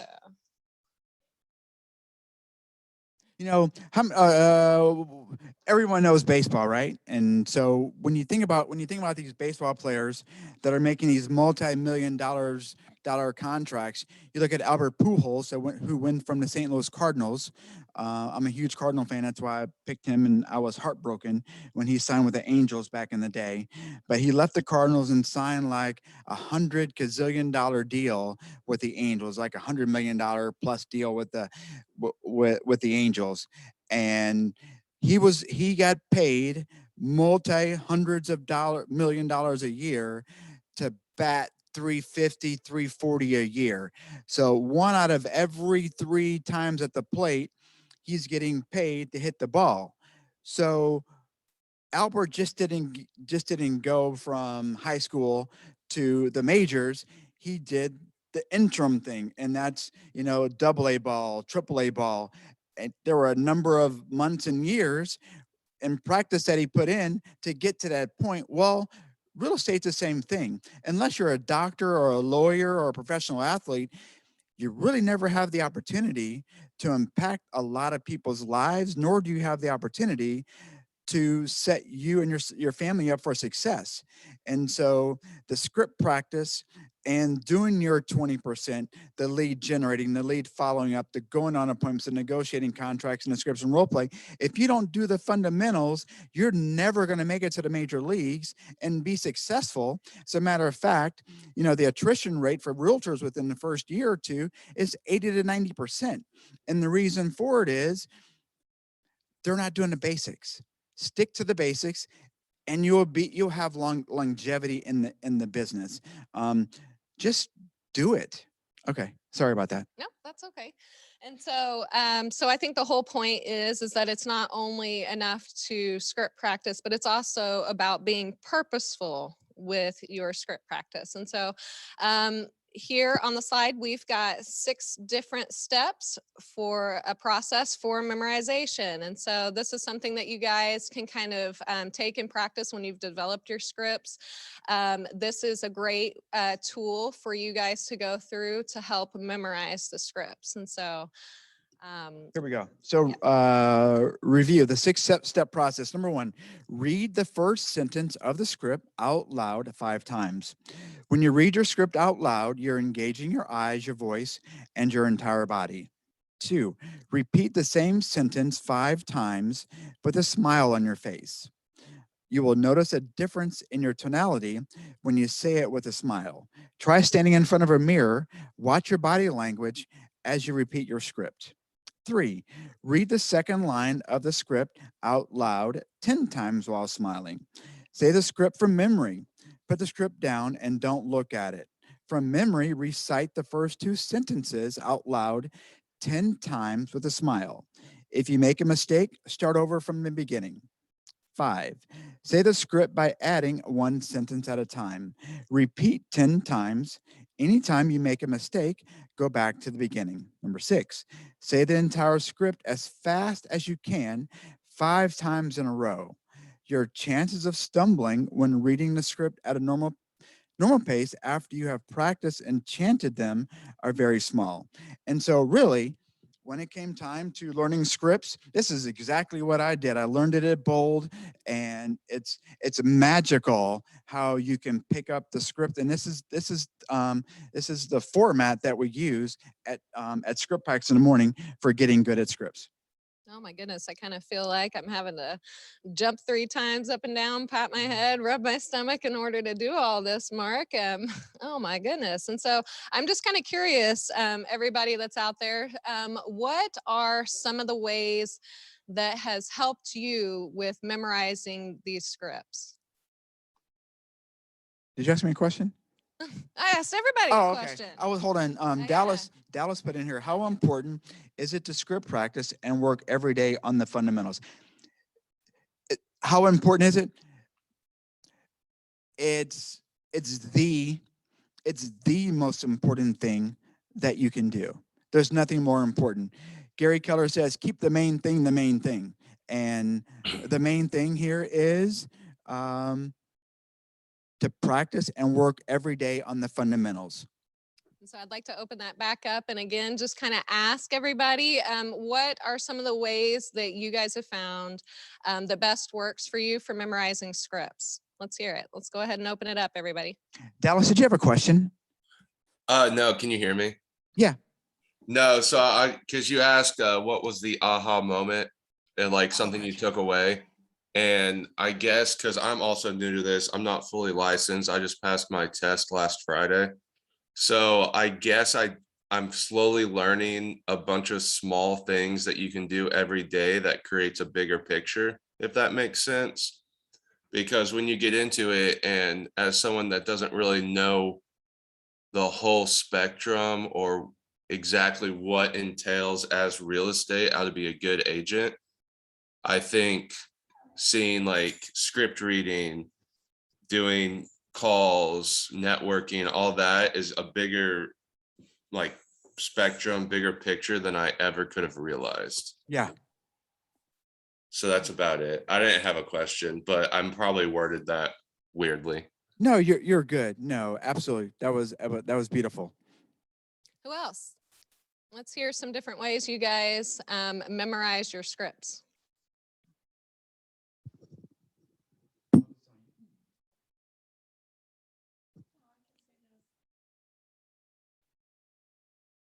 Okay, well, I'll chime in again. Oh, I'm hoping here in the I've got Michelle. She's in the in the audience today. Yeah, like I was saying, one way that I'm finding that is easy for me to remember is like every 10 minutes that I have during the day, 30 minutes, I work on a script and I say it out loud. I look at the mirror. I talk to my husband in a case.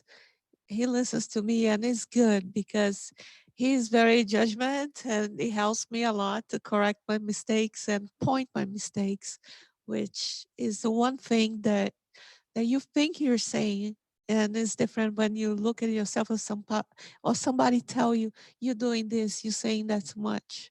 So that only can help you.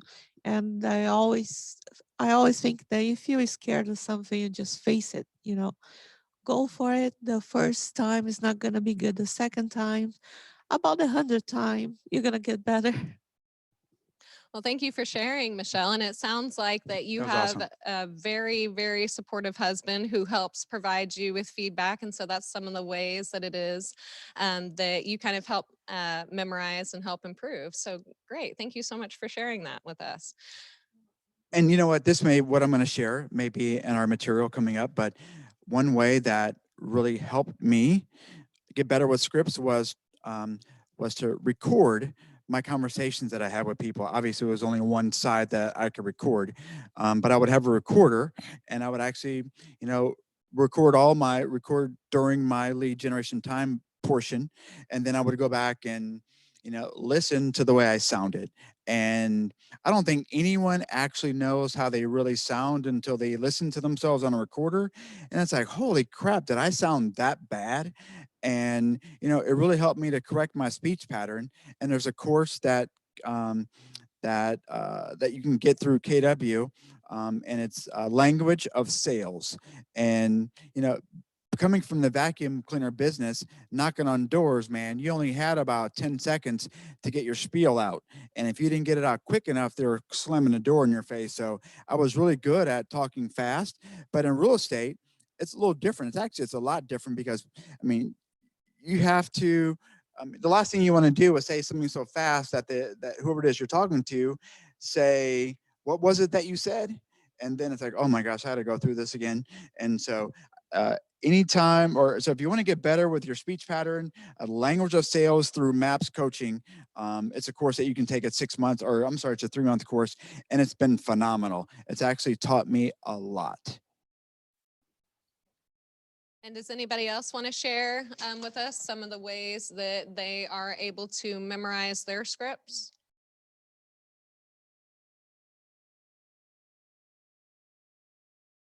All at once. What about James? Let's hear from James again.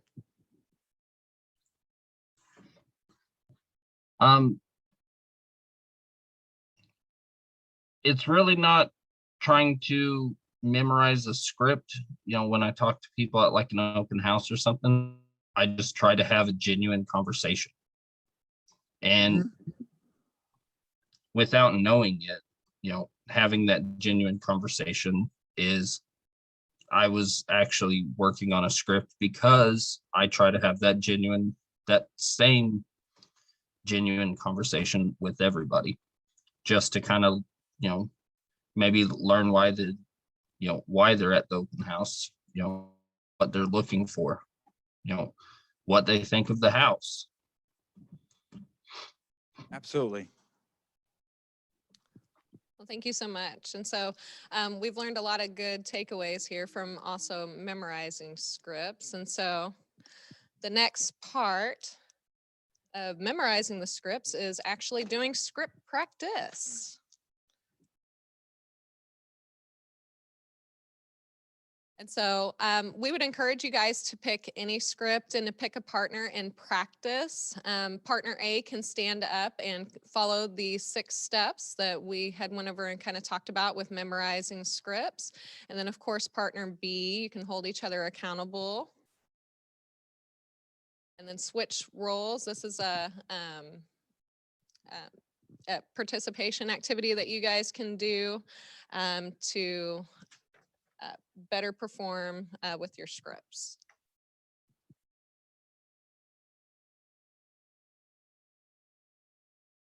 So if we were in this room together, we'd all be doing this. But what's the next, where are we going to from this, Christina?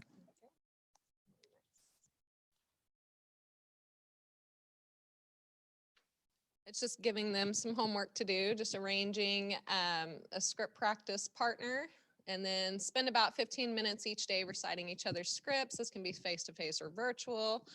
Record yourself saying your scripts on your phone and then play them back while speaking along with the recording. What are some additional ideas that you have for building daily habits of script practice?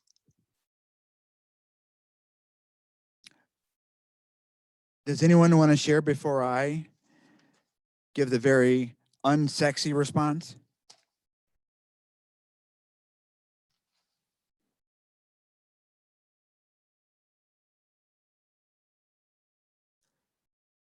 What about Edward or Brian?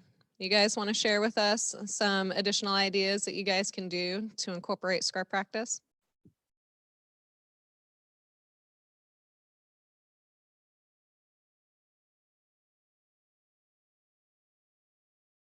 Nope. David says, I'll write them down. Fantastic. You know, and, you know, for me is, you know, I have an advantage over most of everyone in here because of longevity in the business.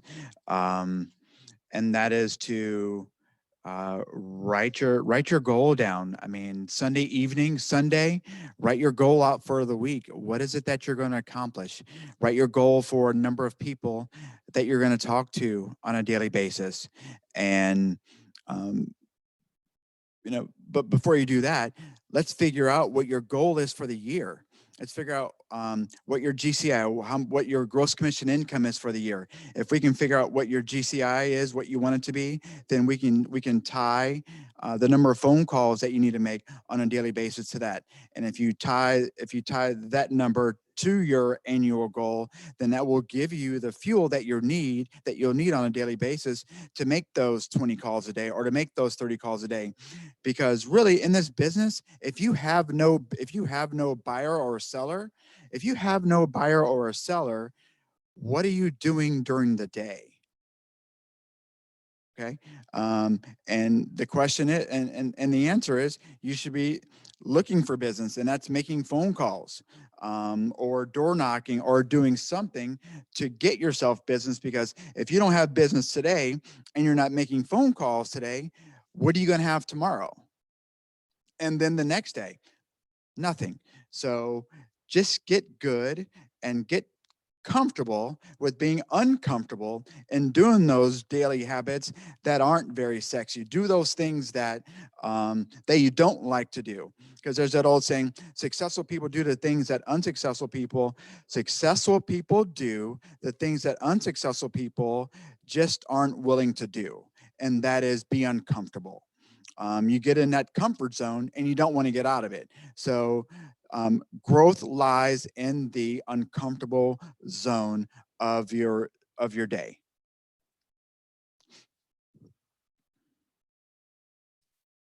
Anybody else have any tips, tricks, ideas for incorporating script practice into their daily habits?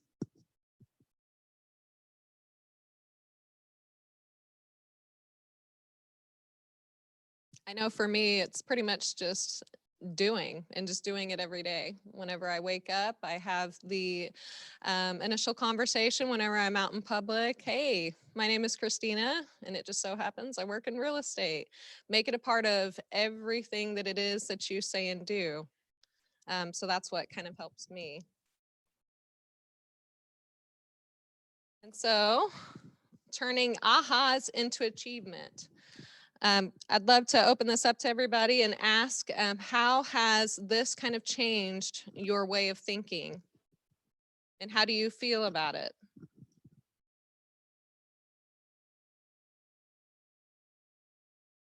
Take a look here in the chat.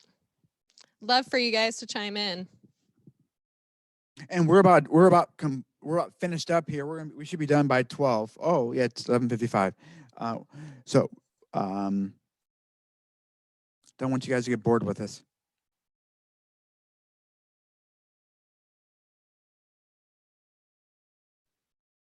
Christian, do we need to start calling on people? I think so. I'll chime in. This is Thank Dayton. you. Yeah, I really resonated with a lot of what Nathan said earlier about having been in a role for a long time, feeling like an expert, now in real estate, not feeling like an expert.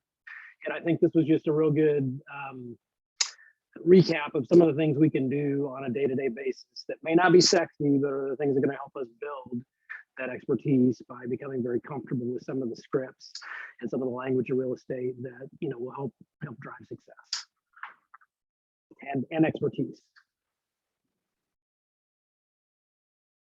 Well, thank you so much for sharing with us, Dayton. And then what about Mr. Johnny? Let's hear from you. What are some of your ahas? Yeah, thanks for the time too this morning. This was really informative. I think I had this aha before since I've been in the business just for a little while, but now that I'm getting back to the basics, what you guys were saying today, it really resonated with me that like there's really no easy is the wrong word, I think, but there really is no like quick, easy way to do this. Like you just kind of have to like jump in, and there are tools that you can use, specifically these scripts that are great. They're great tools for you to have going forward. So like if your biggest limitation is your fear on the phones, like then you really got to use these scripts as the backbone for how you go forward. And now like you don't have to read the scripts like a robot all the time, but if you become really familiar with the scripts, then you just innately know them and can use those going forward. So like if I had to define an aha moment today, it would just be that like there is no easy way to do this, but there is a formula to do this. So you just have to integrate that into your business every day. Perfect. That was awesome. There's another saying that if real estate was easy, everyone would be doing it. Everyone would have a real estate license, and there would be no opportunity in real estate. So, just embrace your fears, tackle your fears, and once you make the first phone call of the day, you'll say, man, why is that so hard? Kind of drawing back from selling vacuum cleaners, we'd go out knocking doors, and man, I would drive around these beautiful neighborhoods looking for that one special house, just looking for it. And I never saw it. It was never there. The hardest door to get through was my car door. Once I actually parked my car, opened the handles, put my foot on the ground, closed door behind me, that was the hardest door to get through. And then everything else is downhill. Same thing with real estate. The hardest call to make is the first one. Once you make that first call, it's downhill from there, and you're going to say, darn, why did it take me so long to make that first call? So that's kind of how I draw to it. So if everybody would turn to page 10 in the participant guide. The goal of our time together is to help you think, feel, act, and use what you've learned to ignite your passion and help you achieve your big why.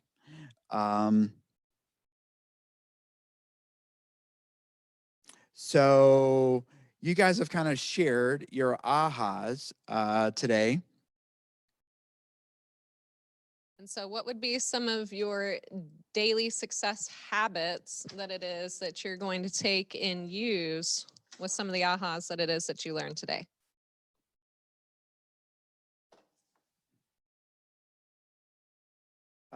So as we look at goals to set your career on fire is 10 contacts added daily, 10 conversations a day, 10 handwritten notes, and 10 home previews per week. The overall goal of Spark is for participants to get their first appointment. The task on the slide are the activities they need to be taking to help them reach the goal of their first appointment. And so you guys can also use reports in command to track your database health. The goal with your database is that you would like to have at least an overall score of 50% or greater. And so you can also reference the link that tells how to get started. Also, Dan Turkel is a great resource here at the Market Center that can kind of help you get started with setting up your database. And then kind of back on script, learning scripts is important because practicing and internalizing scripts allows your business to grow. Just as a doctor learns anatomy before working with patients, agents need to learn scripts to participate to have meaningful conversations with clients. With scripts, you control the conversation by using purposeful language that helps you get to the end of a closed transaction. They help you to communicate your value. Once you have internalized scripts, you can add your value proposition, which will help lead generation efforts and lead to closed deals. And scripts also help you uncover motivations from the buyer and seller and identify objections so you can handle them up front. It allows you a time of rehearsed response that delivers a powerful message in a way that the consumer will best understand. Allows you to ask questions in a way that they will be able to quickly share the information with you and the needs to better serve them. And it helps an agent gain confidence. Does everybody feel like that they've got a pretty good understanding with that before we move on?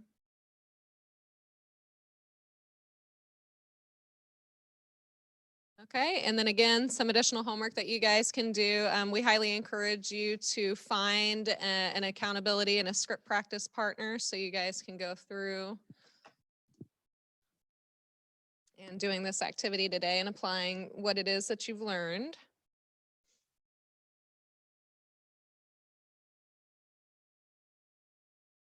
And so finally, just a reminder, the rules and expectations regarding the do not call registry is located at the beginning of the Ignite script book. And you can subscribe to the registry. The registry is hosted on a dedicated website.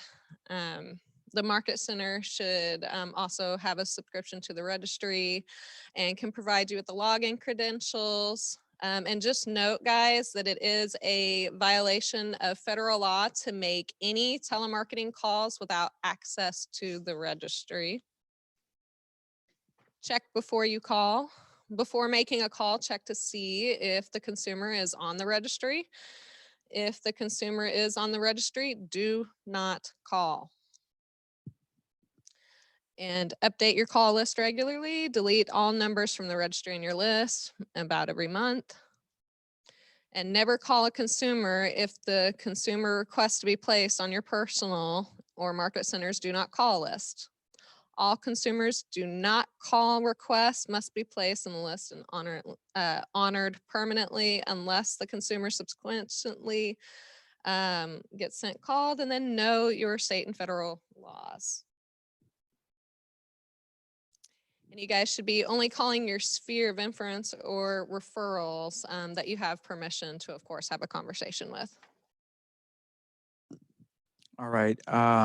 Once again, we're kind of limited because we're all in virtual land and not able to be in person and have a script partner here and kind of role play. So it is very important that you do get with a partner. And if nothing else, it gives you a piece of accountability to make sure that you're doing these things on a daily basis. And I know we have in our handout here, it talks about on page 11, create your success list.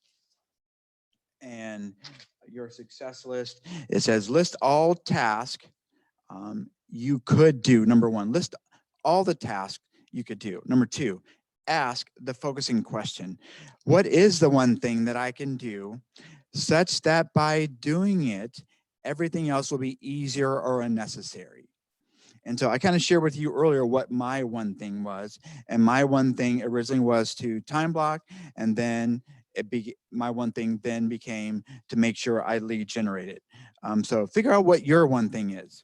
Number three, identify the task supporting your one thing. Label them as should do and rank them in order of priority. And the fourth thing is ask, are my tasks written as specific and observable?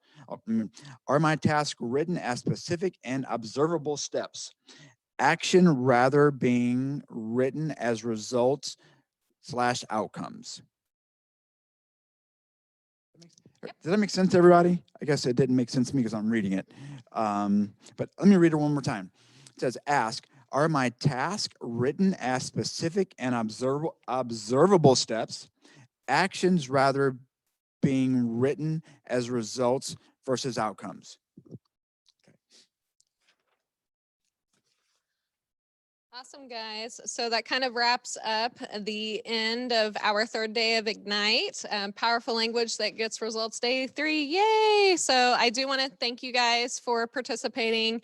I know that we were able to share and get a lot of information, a lot of ahas. And so I'd like to thank you guys for taking the time to learn with us today. And please feel free to join us for script practice as well. And feel free to reach out to us if you guys need any additional resources. Once again, script practice is Monday, Thursday, and Friday from 8:45 to 9:45, and through 10 bold sessions that I've been to, I have a ton of other scripts as well. And so I've got a big packet of them. So you'll have those. And before we go, does anyone have a question that they would like to ask either Christina or I? And if you do, please unmute yourself. And thank you, Edward. Appreciate you, Edward. Thank you, sir. I did, you guys. I like to ask everyone who gives these courses this at the end. What are you all reading right now? Reading recommendations. Oh, to be honest with you, what are we reading right now? We're reading nothing. But no, we have we've been in transition a little bit, but we have a couple books we're going to dive into. Go ahead. Oh, one book that I highly suggest reading is a 12-week year. Got to do the 12-week year. Got to do the one thing. Got to do the fundamental book, and that's the red book. You got to read the red book, The Millionaire Real Estate Agent. What else, Christina? Well, I was going to say that for me, because like most of you, I'm actually very, very new to real estate as well. And so I actually have on Audible the one thing. And I think for me and where I'm at in my business, I'm still really taking the time to learn new behaviors and patterns. And so that way I can get into the right mindset. And so that's what I'm doing. I know I didn't have the best answer, but I was being honest with you. Appreciate that. Thank you. You're welcome. Any other questions? Mark, I have a question. Go for it. This is Nathan Blen here. Where you talk a lot about, actually, let me first say that I really appreciate both you and Christina hosting today. It's been a lot more engaging, and I know I've probably gotten the most out of today, partially because of the topic and partially because of how engaging you both are. So I want to thank you both for that. Awesome. Appreciate that. And my question is, you talk a lot about calling leads. Where are you getting the leads that you're calling? Ooh, good one. You know, Where? So, man, leads come from everywhere. Most of my leads come from my database, people I've sold houses to over the years. You know, I put myself in way of business purposefully on a daily basis. What I mean by that is, if I'm at the gas station, I'm giving the guy who's pumping gas across from me a card. I'm introducing myself to him. Hey, my name is Mark. I'm a local realtor for Keller Williams. You may have a realtor already, but just in case you don't, here's my card. At the grocery store, I'm wearing my name badge. You know, people that I knew my first year in real estate, I just kept, putting my social media page in front of them. At the gym, I'd give them a card. They would refer people to me. Door knocking, man, door knocking was huge for me when I first started because it was free. I didn't have any money to pay for a dialer. I didn't have any money to pay for, market leader leads. I didn't have any of that. So I just did, it was just simple, man. I just door knocked. And I put my card out. I say, hey, my name is Mark. I know you wouldn't come to the office to meet me, so I came out to meet you. I've got somebody who's looking to buy a home. They're wanting to live in the area. Do you know anyone who's thinking about maybe selling their home? No, they don't. Well, let me ask you this. How long have you lived in the area? Oh, you've been here 10 years? When I do run across somebody, run across somebody and they ask me about your subdivision, what can I tell them that you like most about living here? Boom, you do? Okay, awesome. Well, I tell you what, when the time does come and you're ready to either buy a home or sell a home, here's my card. Would you remember me and give me a call if and when that time does come? Awesome. And for me to get in touch with you, what's a good email address that I could put you on a market search for or a neighborhood update on and get their email? And if I need to call you, what would be a good contact number to reach out to you? And I would just I would put on a piece of paper and I would come back and add it to my database or give it to whoever I had in that position to put it in my database for me. But you know what? In lean times, man, when there's not a whole lot out there, I mean, just do those things that don't cost anything. I've been knocking doors when it was snowing outside because I just had that much want to and that much drive. And I wasn't going to make any excuses for not being successful. After all, I had no plan B and I still have no plan B. And so you have to become resolute and doing whatever it takes to become successful in this business. And if you do, I mean, the future's bright. Can I share with everybody real quick some of the things that it is that I personally have been doing? Some of the things you guys may not think about because, oh my gosh, okay, so like advertising, what are we going to do? Put it out there, right? Put yourself out there. I mean, work your sphere. I would say I can't stress that enough. I mean, you can go on. I mean, most of us have social media, right? So you can go on and create a little post introducing yourself saying, hey, hi, I'm Christina. I'm new to real estate. And then, so what I did, and again, this is all organic, guys. This is completely free to you, right? And so that's what you guys are looking for. So reach out. Take the initiative and reach out to your friends on Facebook and say, hey, I just recently got into real estate. I realize that you may not know of anybody, or maybe you're not looking to buy or sell right now, but maybe somebody on your friends list is. Would you mind taking the time to share my social media post to your page so that way I might be able to connect with someone who you may not even think about. And you would be surprised how much people are willing to share your posts and help support you. And again, that's all organic. And so that's some of the ways that I've used social media to kind of help get the word out and being cost effective with it. Beautiful. What else, guys?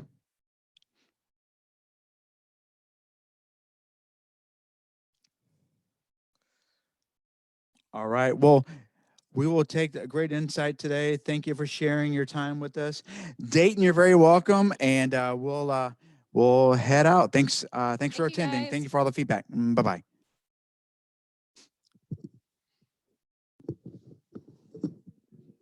Thanks. It seems boring to me.